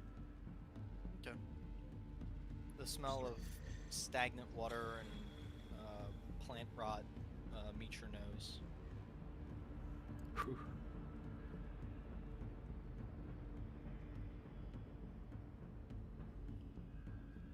One by one, you guys drop in.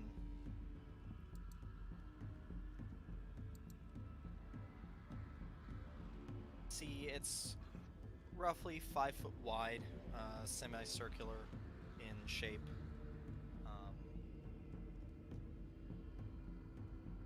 Past that, it goes left and it goes right along the street, but you're not exactly sure which way he went unless you check for something. Sure. Yeah, we'll check for something. What are you gonna try to check for?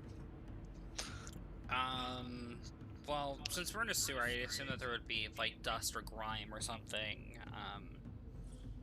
So like slight disturbances in the like footfalls, disturb like dirt, rocks, that sort of thing. Okay. Roll a survival check. 24. Okay. Easy enough. As soon as you get down here, you start checking, and you see, there's handprints, actually, along the ceiling. Seemingly trying to find direction in the dark.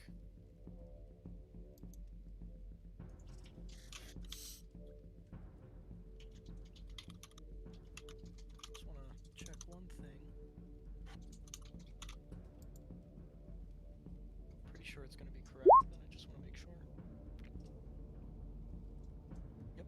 I believe we all have dark vision in this Yeah, scenario. literally all of us have dark vision. Except for you do? Yeah, I have the goggles. She has the goggles. Well, oh right, yeah. She has the goggles, and it's you. Yeah, you. Okay. And she got him. So you guys are fairly easily able to follow the handprints along.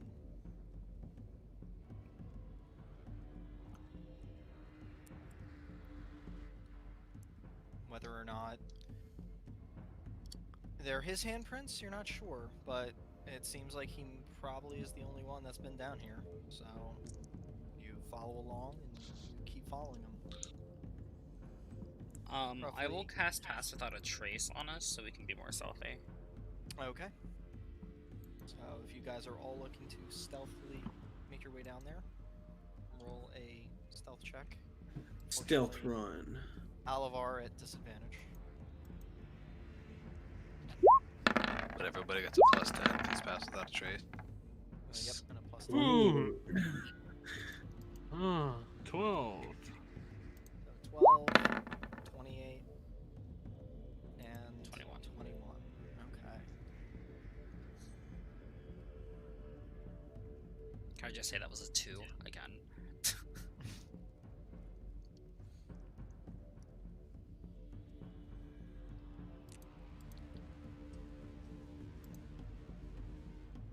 So you continue on forward and forward. You, about 10 to 15 minutes after following the handprints, get to a point where it drops down into a cistern that the water is just running into. It seems like there's a blockage at the edge that's holding all this water in, but the little bit of water that is able to make it over is splashing into the lower section of the cistern. There is a higher elevated section that is dry, and you believe you see footprints along that drier section.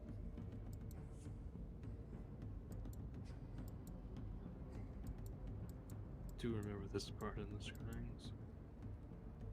We're on the right path. So do we just jump down there?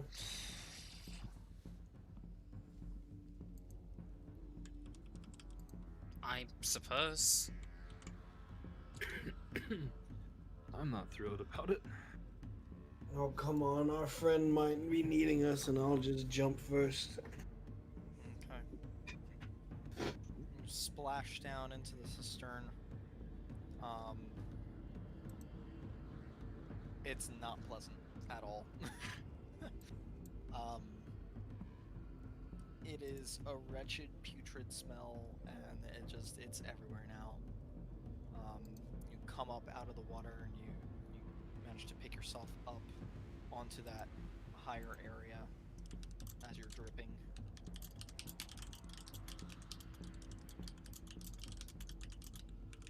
Well, it's very bad, but I made it. Don't worry, me and Shao are gonna take the other path. There's another path? No, and I'll jump down with him. Nice. Alright, you jump down. Shower, you jumping down? Yep. Alright, you jump down. You all make I'll your be way waiting. I'll wait for them to pull them out of the water. out. Okay, you help them out. Present hesitation. All of us. Immediately. You are all cleaned. And not covered with stinky poo-poo water. That spelled magical. It is.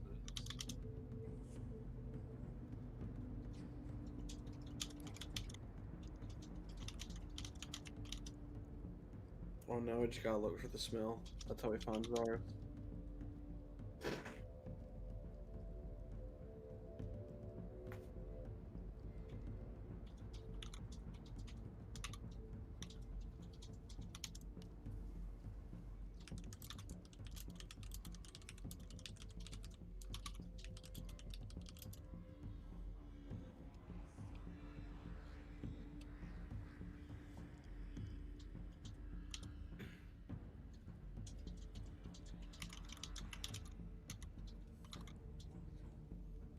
How's the other game going? You guys having fun? 'Cause I would like to see combat. I'm just curious as to how far he's gonna go, or where he's gonna go.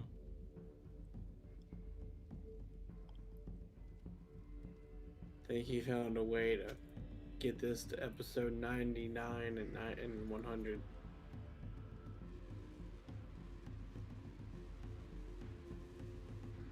Minamaya, do you need to stop at 11?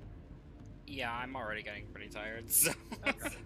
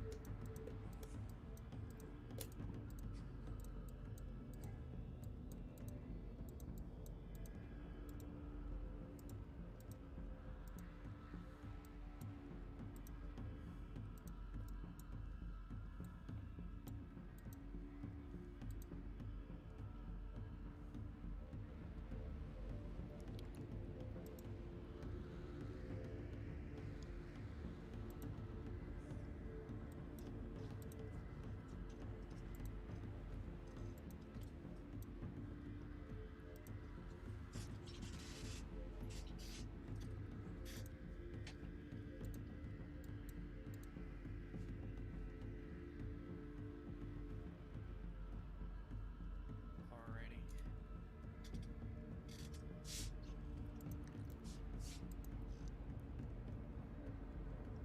So you guys continue walking. The sewers in this section are a bit drier. You're mostly at ankle level, or the center section, about foot wide trench, is actually draining and flowing to whatever areas it needs to. But you can hear some reverb coming from a couple of the tunnels potentially ahead of you. It seems like a larger amount of rushing water.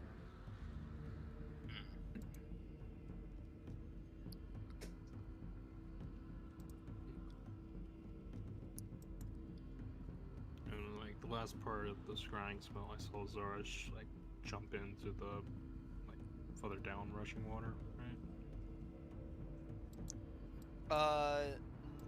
The cistern that you saw before is what you believe you saw him jump into.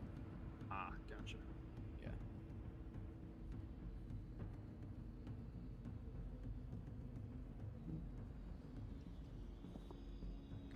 If you guys want, you can roll another survival check to see about looking for him. Yep. Yeah. I'll Or if assist there's you. any special abilities or anything you want to use. Is this just a straight path?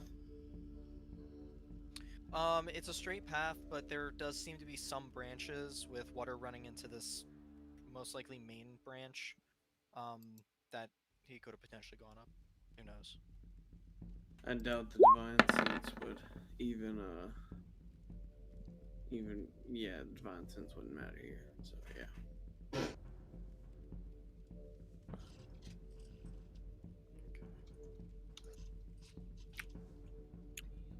Damn, Elevar. Yep. I'm the on the opposite of Shell's luck right now. Dude, I'm actually so fucking tilted. You have no idea. I understand. I'm so sorry. I feel like I just got put into a game of League and just inted my ass off for the first 10 minutes. It's like when you're And my playing a team is battle refusing royale, to surrender. dropping into a battle royale, and you just keep getting like killed first shot, first team dead, first team dead. Yeah, for 40 games in a row. Yeah. Rip. So you, Shao, you're getting really upset at this whole thing. Why would Zaris run away? And you're just starting to lose focus of being able to like do the most basic of tracking skills, and you know your vision is clouded Alavar, you kind of being the clear head in all of this, seemingly, you look about and you find a small section of scum and mud that seems to be splattered on the floor, and you see in that and past that footsteps, and you go there. That he went this way. These are fresh.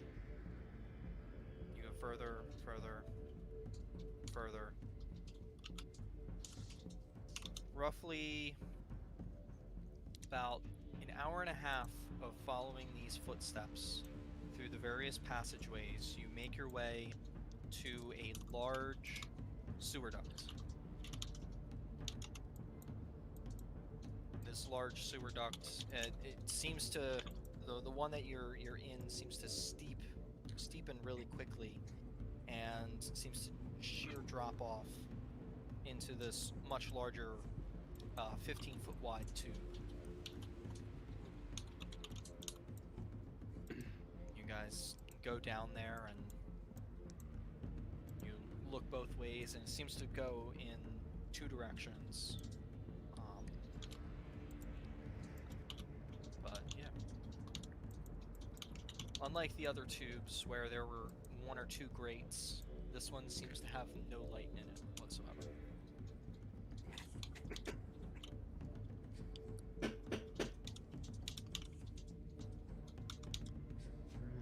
Is there anything in particular you guys would like to do? We try Divine Sense again. Maybe closer. I mean, if he's just sitting 60 feet away, but sure. I'll go ahead and use another Divine Sense. How many of those do you have left? One. Oh.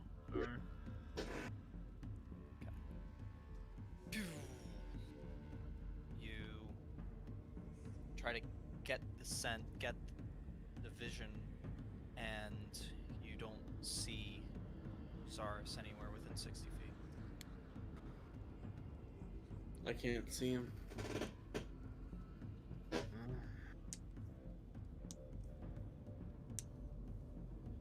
Don't want to ask to look for footprints, but that's what I'm going to ask for.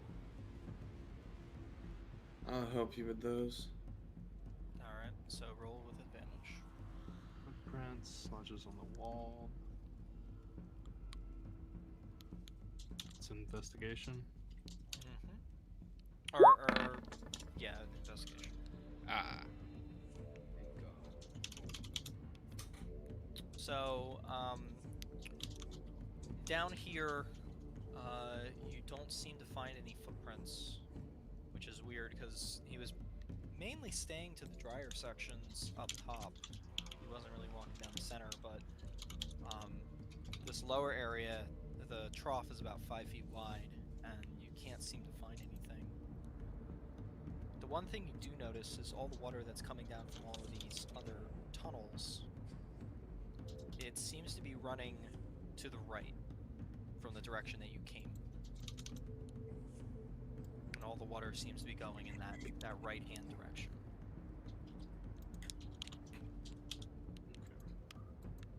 Yeah, so we follow that path.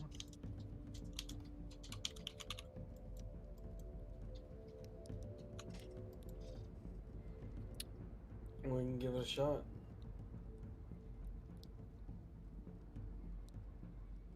Alright. So you follow the direction of the water flowing, just trying to take any kind of hints or little things that you can notice, as there isn't much to go off of down here, especially since there's little to no light.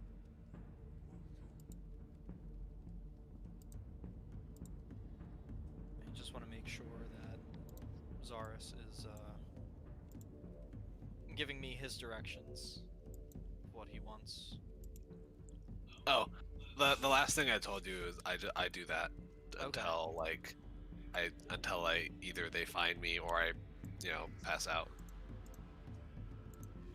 So just so you know, it's literally right there in front of you. So you're not really able to push forward anymore. I mean, there is a little bit to the left and right that you could go off to, but Like, I'm confused. DM, hold on. yeah, we'll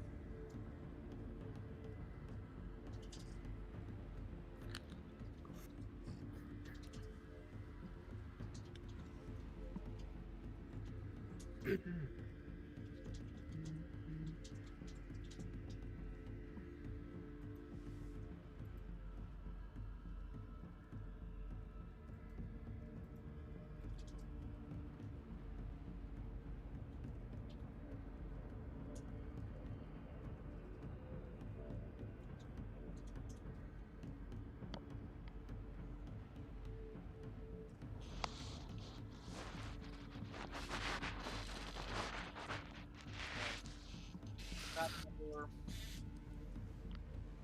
30 minutes or so, you all reach an area that you can start to see sunlight again. And it's not just a little bit of sunlight, it's a lot of sunlight. The entire opening of this tunnel seems to open up to light. After 2 hours underground and not really having much light to work off of, you kind of winch your eyes kind of coming out to the opening of the tunnel, and you see river in front of you.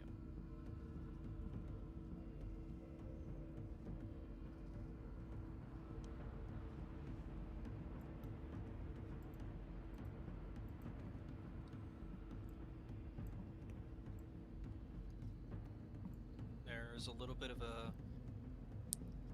an embankment down below, but the water that's underneath of you guys seems to just be falling off about 5 feet into the water, making this small waterfall sound.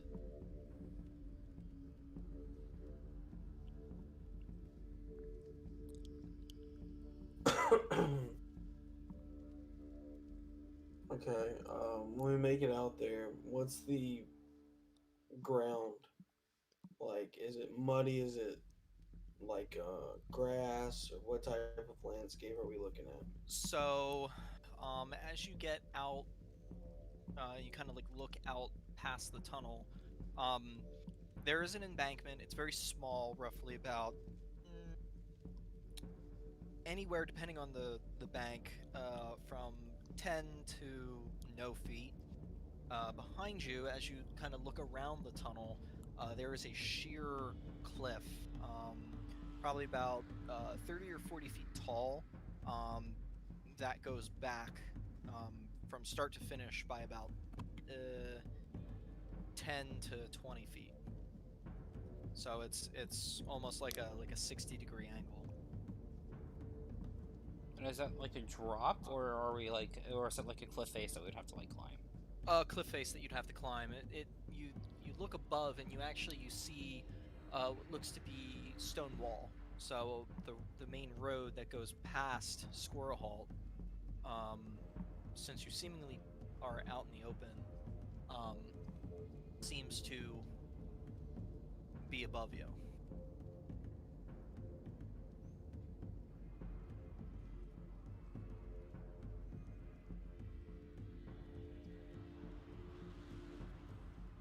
Are you able to look at him again?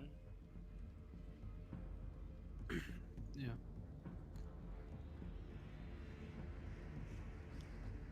Give it another shot.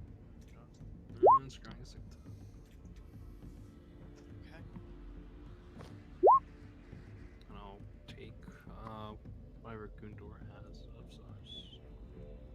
Originally, it was the ring of protection was his, so I'd take it off and hand it over. Will this work? We can try. Okay.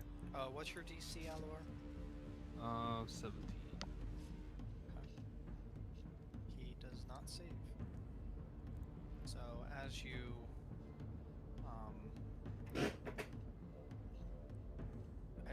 cast the spell and your vision is focused, that same bird-like vision rolling out from the crystal ball, the vision kind of swirls and wanders. You travel not very far, actually. You see between a clump of bushes and a couple of fallen trees that seem to have just been scattered and lying across the one bank at one of its wider points. You see Zaris there, sitting in his cloak, knees up against his chest, his arms wrapped around it, just kind of like rocking back and forth a little bit. The kind of scared and sorrowful eyes, different than you're used to. There's little bits of yellow and almost like a cat-like slit in the iris there, where his normal eyes would have been, kind of staring out into the water, just rolling by.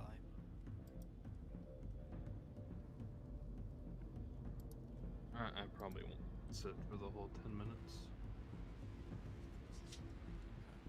So you break out of your vision early. He's not too far. He's actually just in this direction. Should we stealth again? I don't think he's trying to run. And I'll just tell him what I saw. He's scared. Rightfully so. He just had to drown himself in a pool of blood. You saw him what?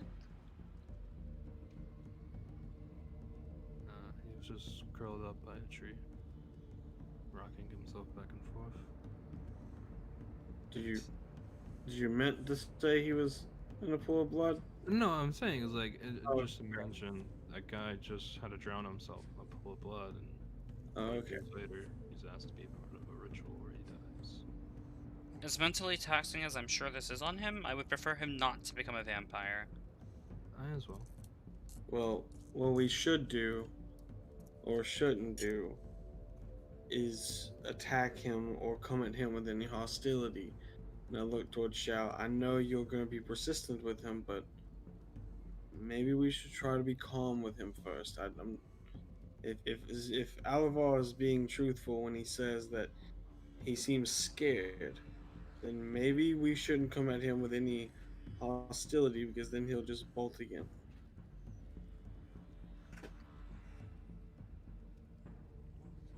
I don't believe I've been hostile with him. I believe I've been blunt. I'm not saying you're exactly hostile, Shaw. I just mean more in the sense of you might walk up to him and in your nice voice you'll say, "Come with us now. We're turning you back into a human. There's nothing you can say about it. Come with us." And he gets anxiety and then bamps out of our area again. But those are his only options. But we need to be kind to him first. How about you let me and Alvar talk, and then after we have him back with us, then you can talk to him.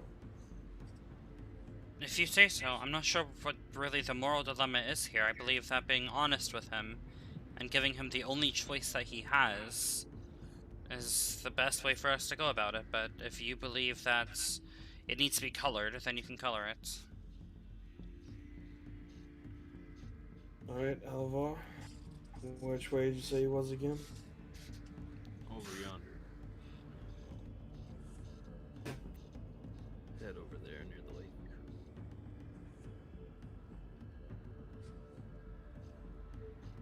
Alright, so you guys jump down and start traveling across the banks of the river. The severity of the situation that you know your friend is in kind of weighing on you. While it's weird, it's so serene and peaceful around you. Inside your hearts, you're not calm at all.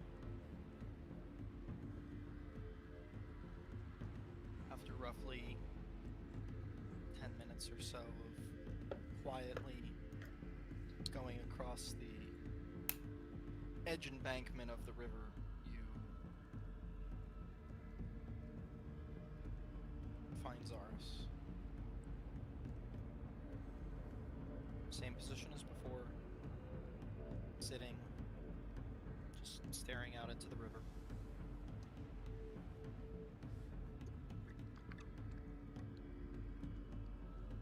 I wanna walk over to him.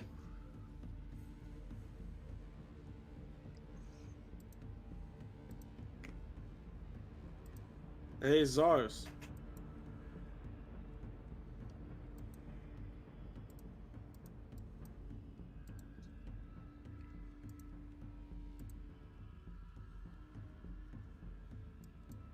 How do you respond?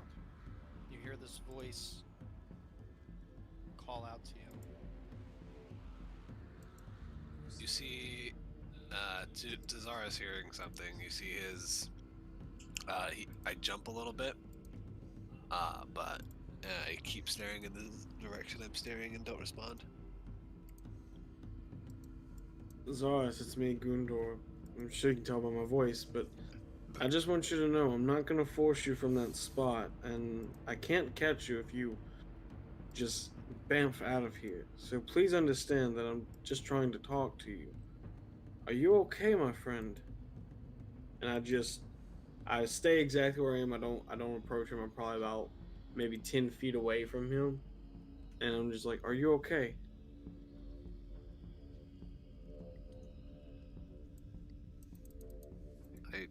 I just can't do it. Why can't you do it? I just have a bad feeling about the ritual. I don't know what it is. The closer we got to actually doing it, it just more and more this feeling welling up in me. And right before we were gonna do it, my nerves just took control. Do you think it might be the curse or disease that's in you that's making you feel this way? I don't know, but I feel confident that I would be able to control it, and I wouldn't hurt anybody. I know I can find a way to live safely without killing anybody. And if it turns out that I can't, I'll kill myself before I kill anyone that I kill any innocent people.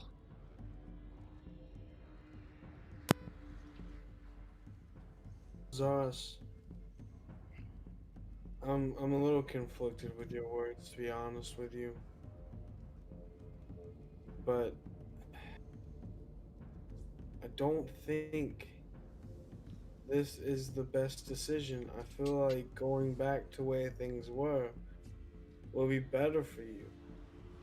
I won't force you, but others, and I'll look back towards Shao, might feel a little bit otherwise. Well, you guys can just leave me then. I'll be fine on my own. No, my friend. A traumatic event happened and it brought us closer together. Look at you as family. I'm not going to abandon you because of this, but I will be honest, the religious part, the paladin side of me is kind of really, really itching me. I'm not sure how I feel about this situation. But as your friend, I'm not just going to leave you. But I don't think this is the best option.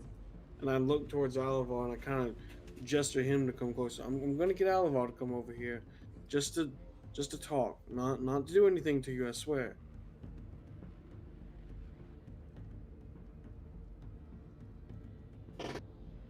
Alavar walks over.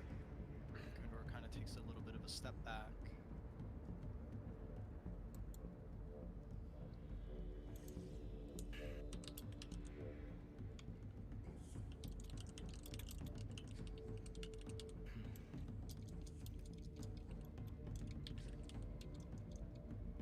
If you really don't want to do this, well,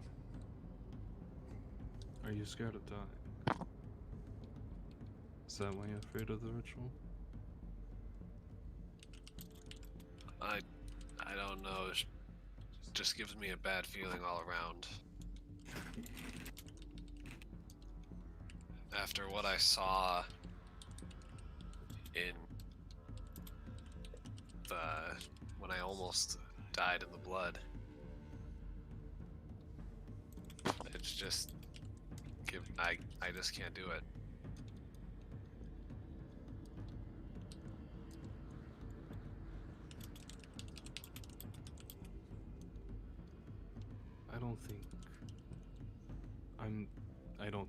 I'm not gonna force you to partake in anything you don't want to.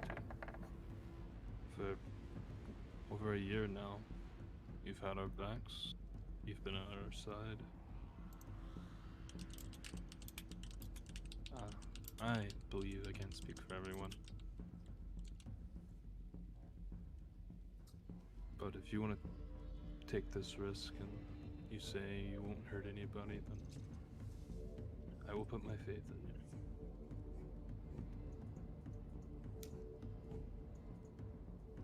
I just can't say the same for Shao. I feel like I just feel more confident that I can control this disease and whatever comes with it more than I trust the ritual.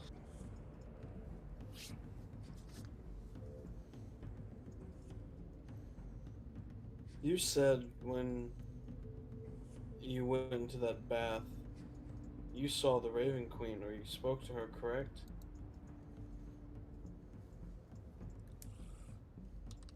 At least what I thought was her.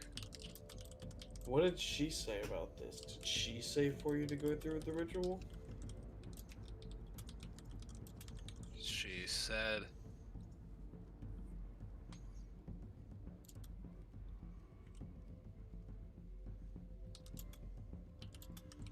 Huh? You're saying I'm the right person, Anthony?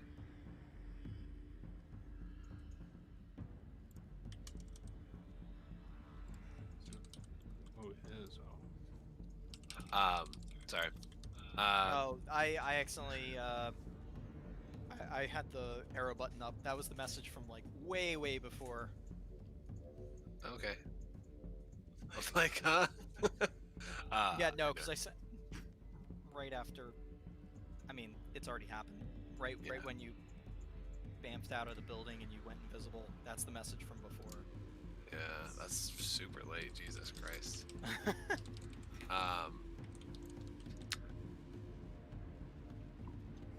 she told me I had a choice, but I didn't have long to decide. I saw what she called the strings of fate, and I saw a little light, and down the string it split in two.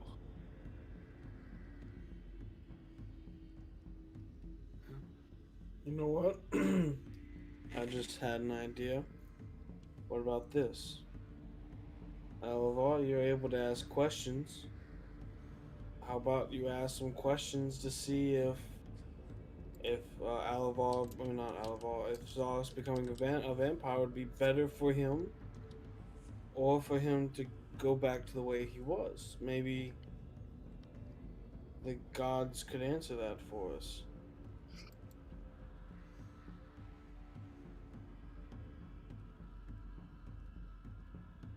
I don't know if I want to trust a god on I- this one. I trust I- myself more right now. For something like this, I feel like it's wrong to ask the gods. Yeah. Zars will make his decision whether the gods say otherwise or not. Is this what you truly want, Zars?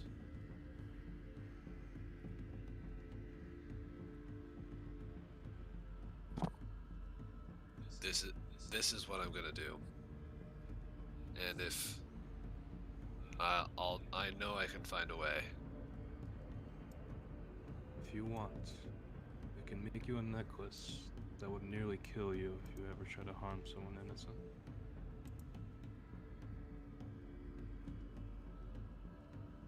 And that's entirely up to you. You know me, I don't want to hurt anyone. I know. And if I do hurt someone, it's within my right to die. I kill murderers, and if I murder someone innocently, I deserve to die just as much as I kill them.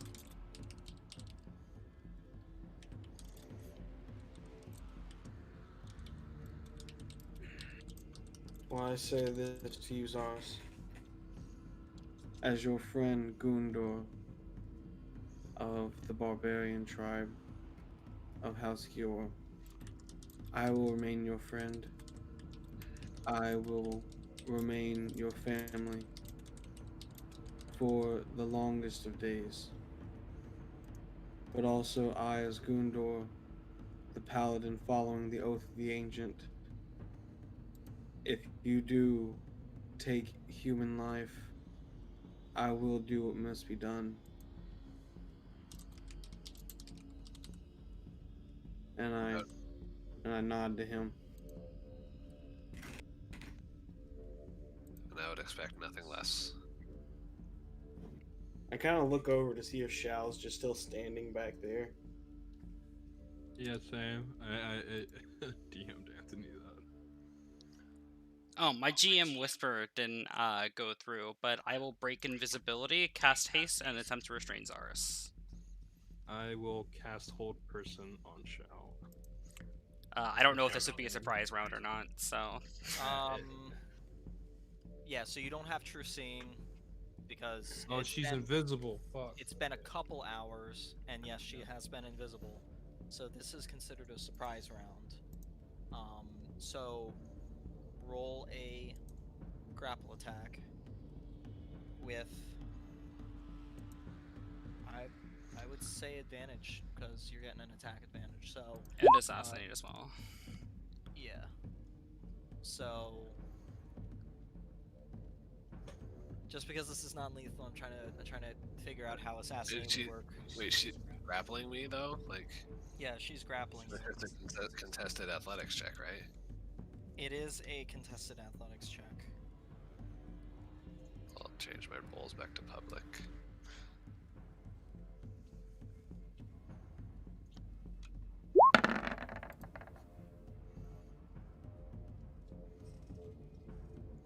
Sorry, my glasses are dirty. I'm trying to see. Okay. So Shao, you slam down on Zaris, and you manage to pin him to the ground. I still have 2 more actions because of haste. You have one more action. Or, Yeah, you get an extra action which has to be used to make an attack. Like, there's very specific actions you can do with haste. yeah, so your actual action would have been to cast haste, then that same turn, the secondary action you would have gotten Was would the have grapple? been the grapple. Well, grappling is an attack. Oh, it says Yeah. 1 weapon attack only, never mind. Yeah, and for this purpose, I'm considering the grapple to be your weapon attack. Yeah, because grapple replaces an attack action anyway. it says, I was yeah, just the I was just actions- reading the specification of 1 weapon attack. Yeah, it says the action can only be used to take 1 weapon attack, dash, disengage, hide, or use an object. But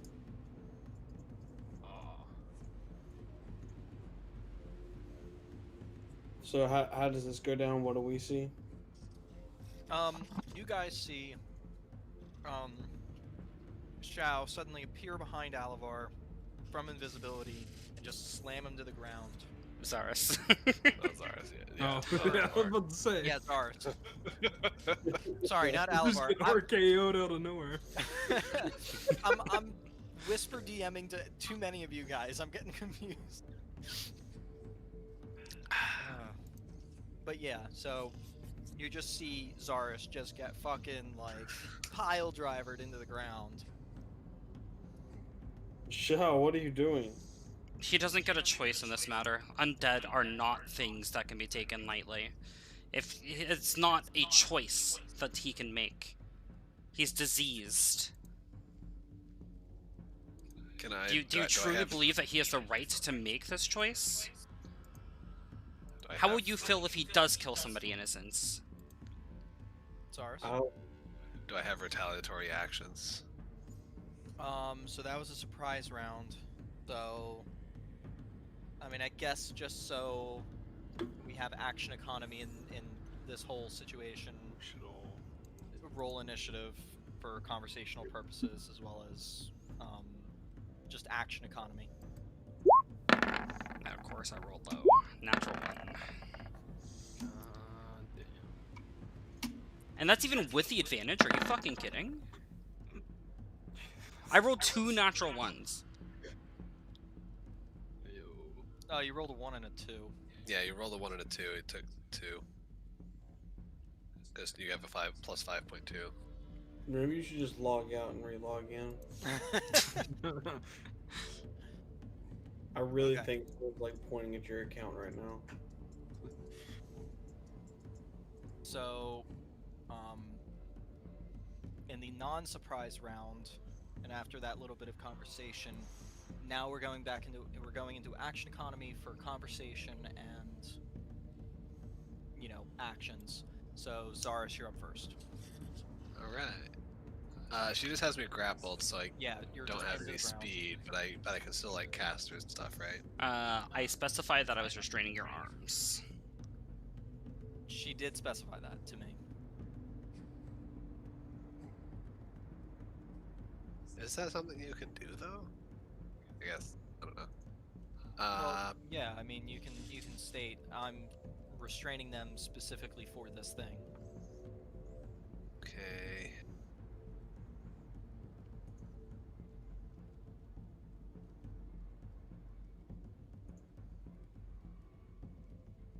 So the only things you'd be able to do are things that have somatic only, You mean Verbal. verbal only? or verbal only. Yeah, that's what I'm looking right now.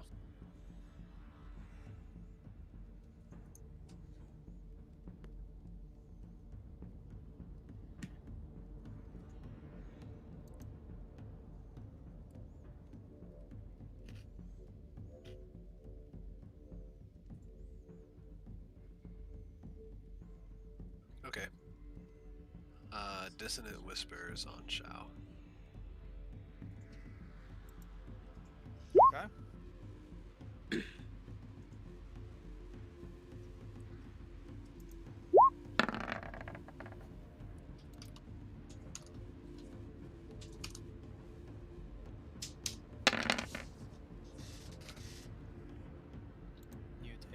points of psychic damage, and you suddenly feel this intense pain in your head as you just hear all this. Hey, run, we will kill you. And all these whispers in your head, and you let go of them, and you back up behind you, up against the cliff face. And then I'm Zaris, gonna, you are still prone though. yeah, and I'm gonna get up and run the opposite direction from Okay. her. Well, the opposite direction would have been into the river. How far? Like how? You only have Like, about wide? 5 feet until the riverbank. Yeah, how wide is the river? The river, Yeah. probably about 30 or 40 feet. Or can I just run run down the riverbank like just away from Shao? Run Yeah, you down- can run run along the down the side. riverbank. Yeah. Do you want to go into the river at all, or? Yeah, no. How far are Yeah. you able to move? Only 15 feet. But you had to whatever your movement speed is, you had to move your movement speed away from me. I used my reaction to do that, so that's already happened. Yeah. Yep.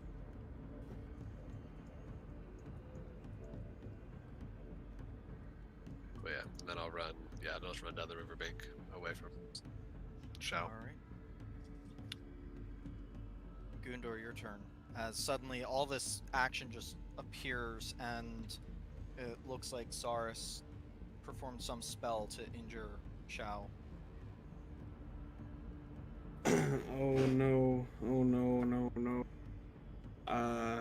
So Zaris is only 15 feet away. From you, I would say I'll you actually were behind move. Alivar, so he's about 20 feet from you. And Alivar's in front of you. Okay. I'm just gonna look towards Zaris and like I hope this works. And I'm going to extend my left hand and point at Zaris, and I'm going to cast command. Okay. And I'm going to tell him to halt. Is that a charisma? Wisdom saving. So wisdom saving throw, Zaris. Oh, that saves. He saves. Ah. So you yell halt, and this silverish white magic blasts out from your hand, trying to wrap its tendrils around the base of Zaris's neck and skull, and he just shakes it off. Okay, then what I will do now is I have 40 feet of movement. I'm going to move up 30 feet. Because I want to go like around and in front of Zaris and just stop and be like, Zaris, please stop. Okay. Shao, you're up. Okay, I have haste, so I have a movement of 90 feet. Yes, you do. I will move 45 and then an additional 15, so 60 feet of my movement to get within range of Zaris again, and then I will grapple him again. Assuming she doesn't provoke opportunity attacks with the direction she's running. Well, she's running by you, Alivar, unless you're gonna attack her. Or try to grapple her or something.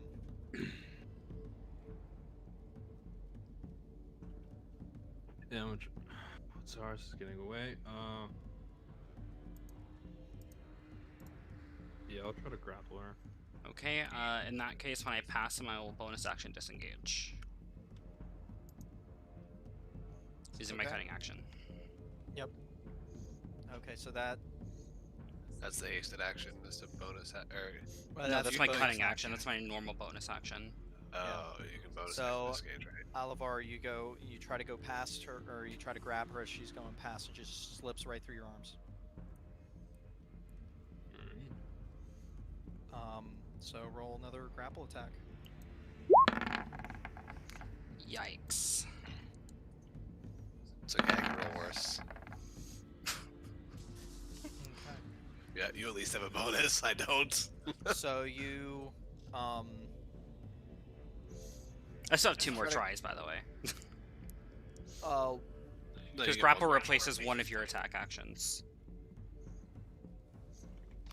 yeah. So she has 2 standard, and then And then the She 1 gets- from haste. so, So I will try 2 more times to restrain him.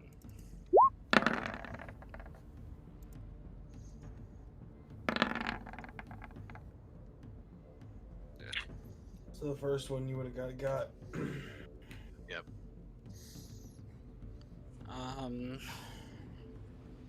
I don't have any rope on me is a problem because Gundor carries all the fucking rope. All right. So you suddenly see a blur of motion, and Xiao is in your face trying to grab at you again. Zara, you pull back, and she ducks underneath your arm, and then proceeds to pick you up from underneath of your arms. And as Zaris is pushing off, you notice there's a certain strength there that he didn't have before. But you are able to pick him up, and then you proceed to almost like pile driver or suplex him into the moving river next to you. So the both of you are now soaked, and you are now holding him in the river as you both are prone. Alivar. How far away am I from the 2? You are roughly 25 feet. Or 20 feet. Okay. And Shell has Zaris in the river. Yeah, pinned in the river. Is he like drowning?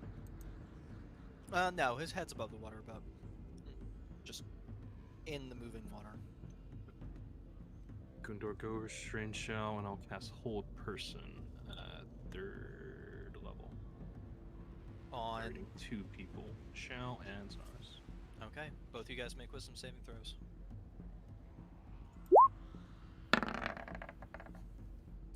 Both of you Both fail. of those fail. Yep. Okay. So, Zaris, you feel your body lock up suddenly after being suplexed into the river. I'm now a floating log in the river. Well, there's something wrong suddenly. You feel like 1,000 little voices in your head are just screaming, run, run, and you feel this intense pain wash over you. You take 20 points of acid damage. What? What the fuck? Is it the water? Yep, moving water is painful to vampires. Are you So he has completed his serious? transformation. Has he completed his transformation? You don't know how far he's in. Damn, we need to keep a water hose around. Monster Gundor.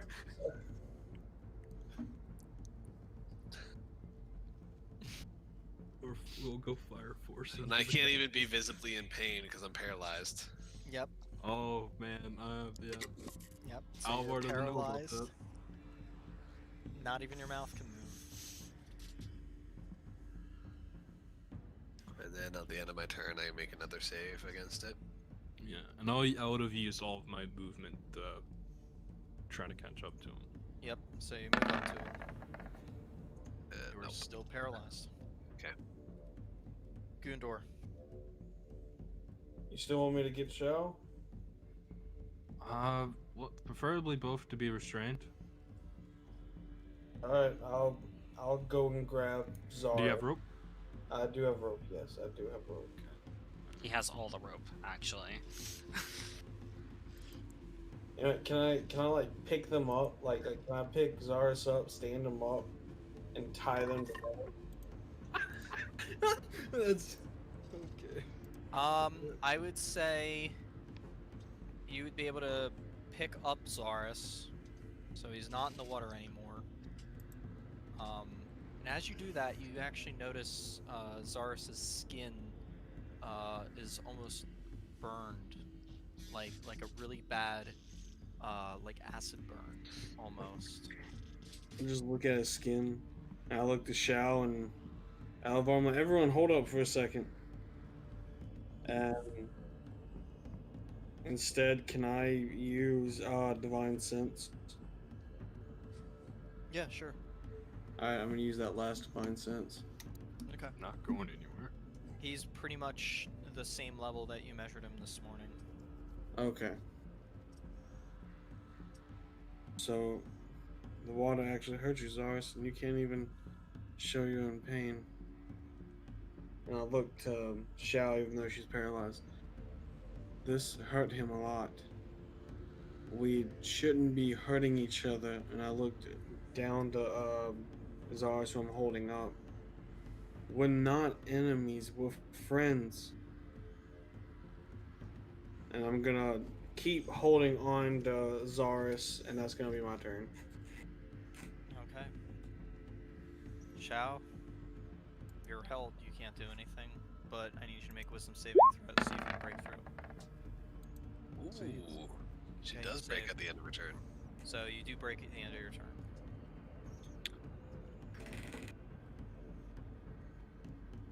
So you will yourself to move again. You maybe get off a small quip or something, but no actions or anything.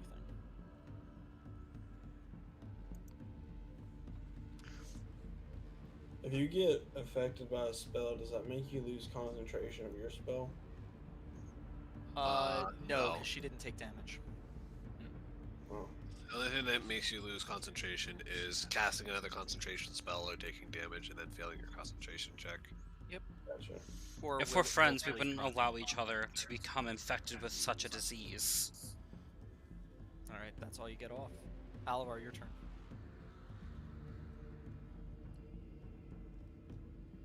Shao, I know you're from the biplane and everything is black and white.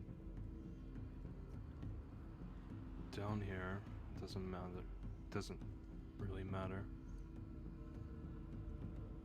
Zaris is our friend.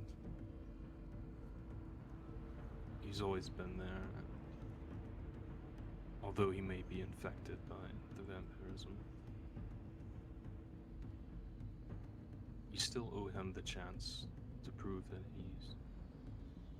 that he won't hurt anybody. And I'll see too that he gets that chance.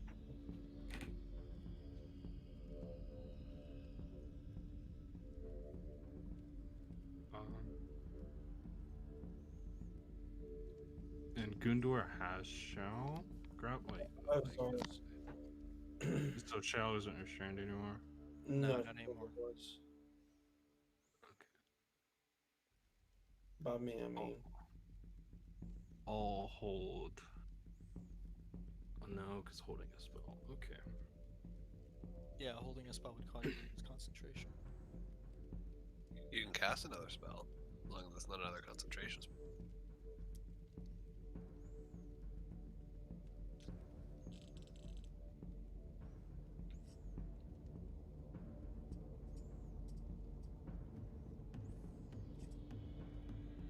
That'll be my turn.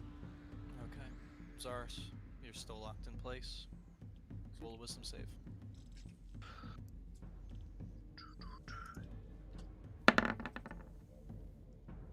Aw. You are still locked. I was hoping that the 20 I saw was the very first roll. Yeah. Damn it.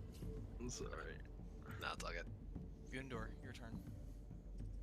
I'm not sure if you can answer this, but what do you want to happen with your character? Because I'm kind of confused on how we need to handle this, man. Just handle it as your character. Yeah, handle it however Gundor would. I can't say anything. If it was any other person, Alvar would have killed you. But no. Only Anthony knows the truth. And me. Just play it out. This is not- We this gotta is do what Gundor wants to do. I don't know. I'm playing a true neutral character, so yeah. Oh my gosh. What's my Yeah, alignment? true neutral characters always play devil's advocate, and I love I'm neutral good. Ah, almost shot side of show almost. I don't know. Like I don't know. I don't know if this is a trick. I don't know if this would actually be a good idea. I looked at Alvar. How long can you keep him like this? Another 50 seconds. I'll cast it again. I mean, Maybe. I could try to talk to my ancestors to see what they think. Gods do not help us in this situation. They're not gods. They're people that came before me. That's not us.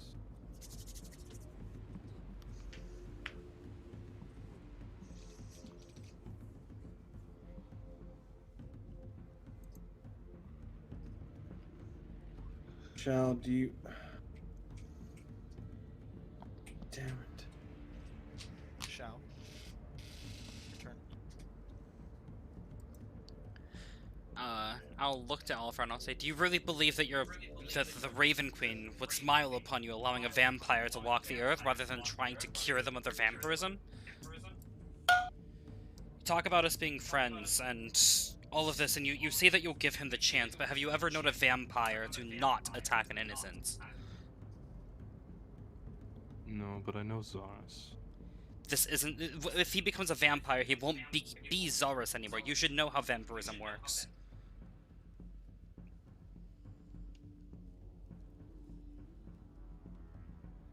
I understand that I'm probably pissing off the Raven Queen. Going everything that I believe in. You talk about black and white and morality, but this is as black and white as it gets. We have a chance to save him and stop him from becoming an undead, and you're choosing to let this disease decide his fate for him.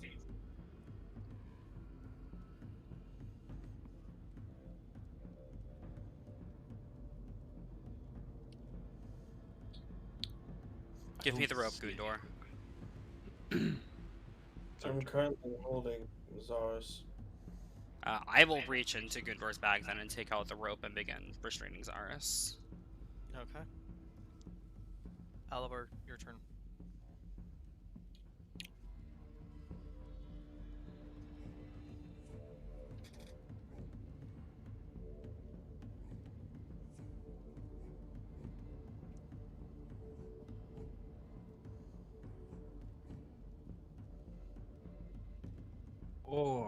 Oh boy. You take too long, you'll get skipped like me. Oh.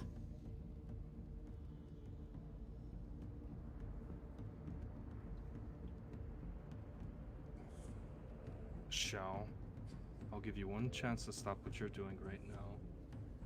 I'm gonna unfreeze Zaris and let him talk. But not unless you stop. He can talk when he's restrained. You promise not to hurt him? Or to take him anywhere? I won't hurt him as long as he's restrained. Will he still be able to use magic? Not if we... Well, he may be able to make us have headaches like he was before, but he won't be able to cast any complicated spells.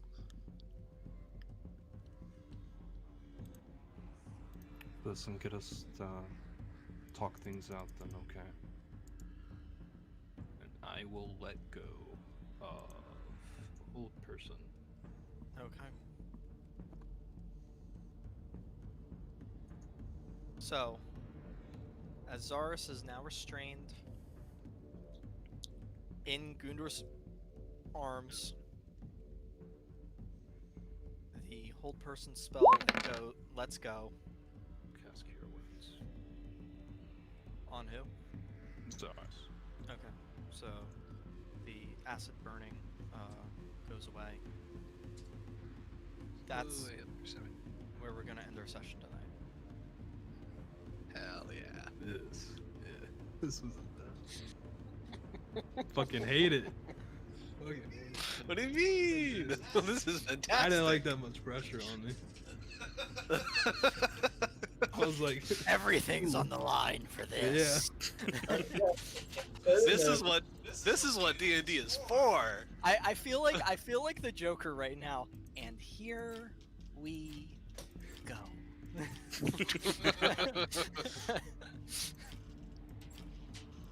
All right, everyone. Like- Well, we hope you enjoyed the session.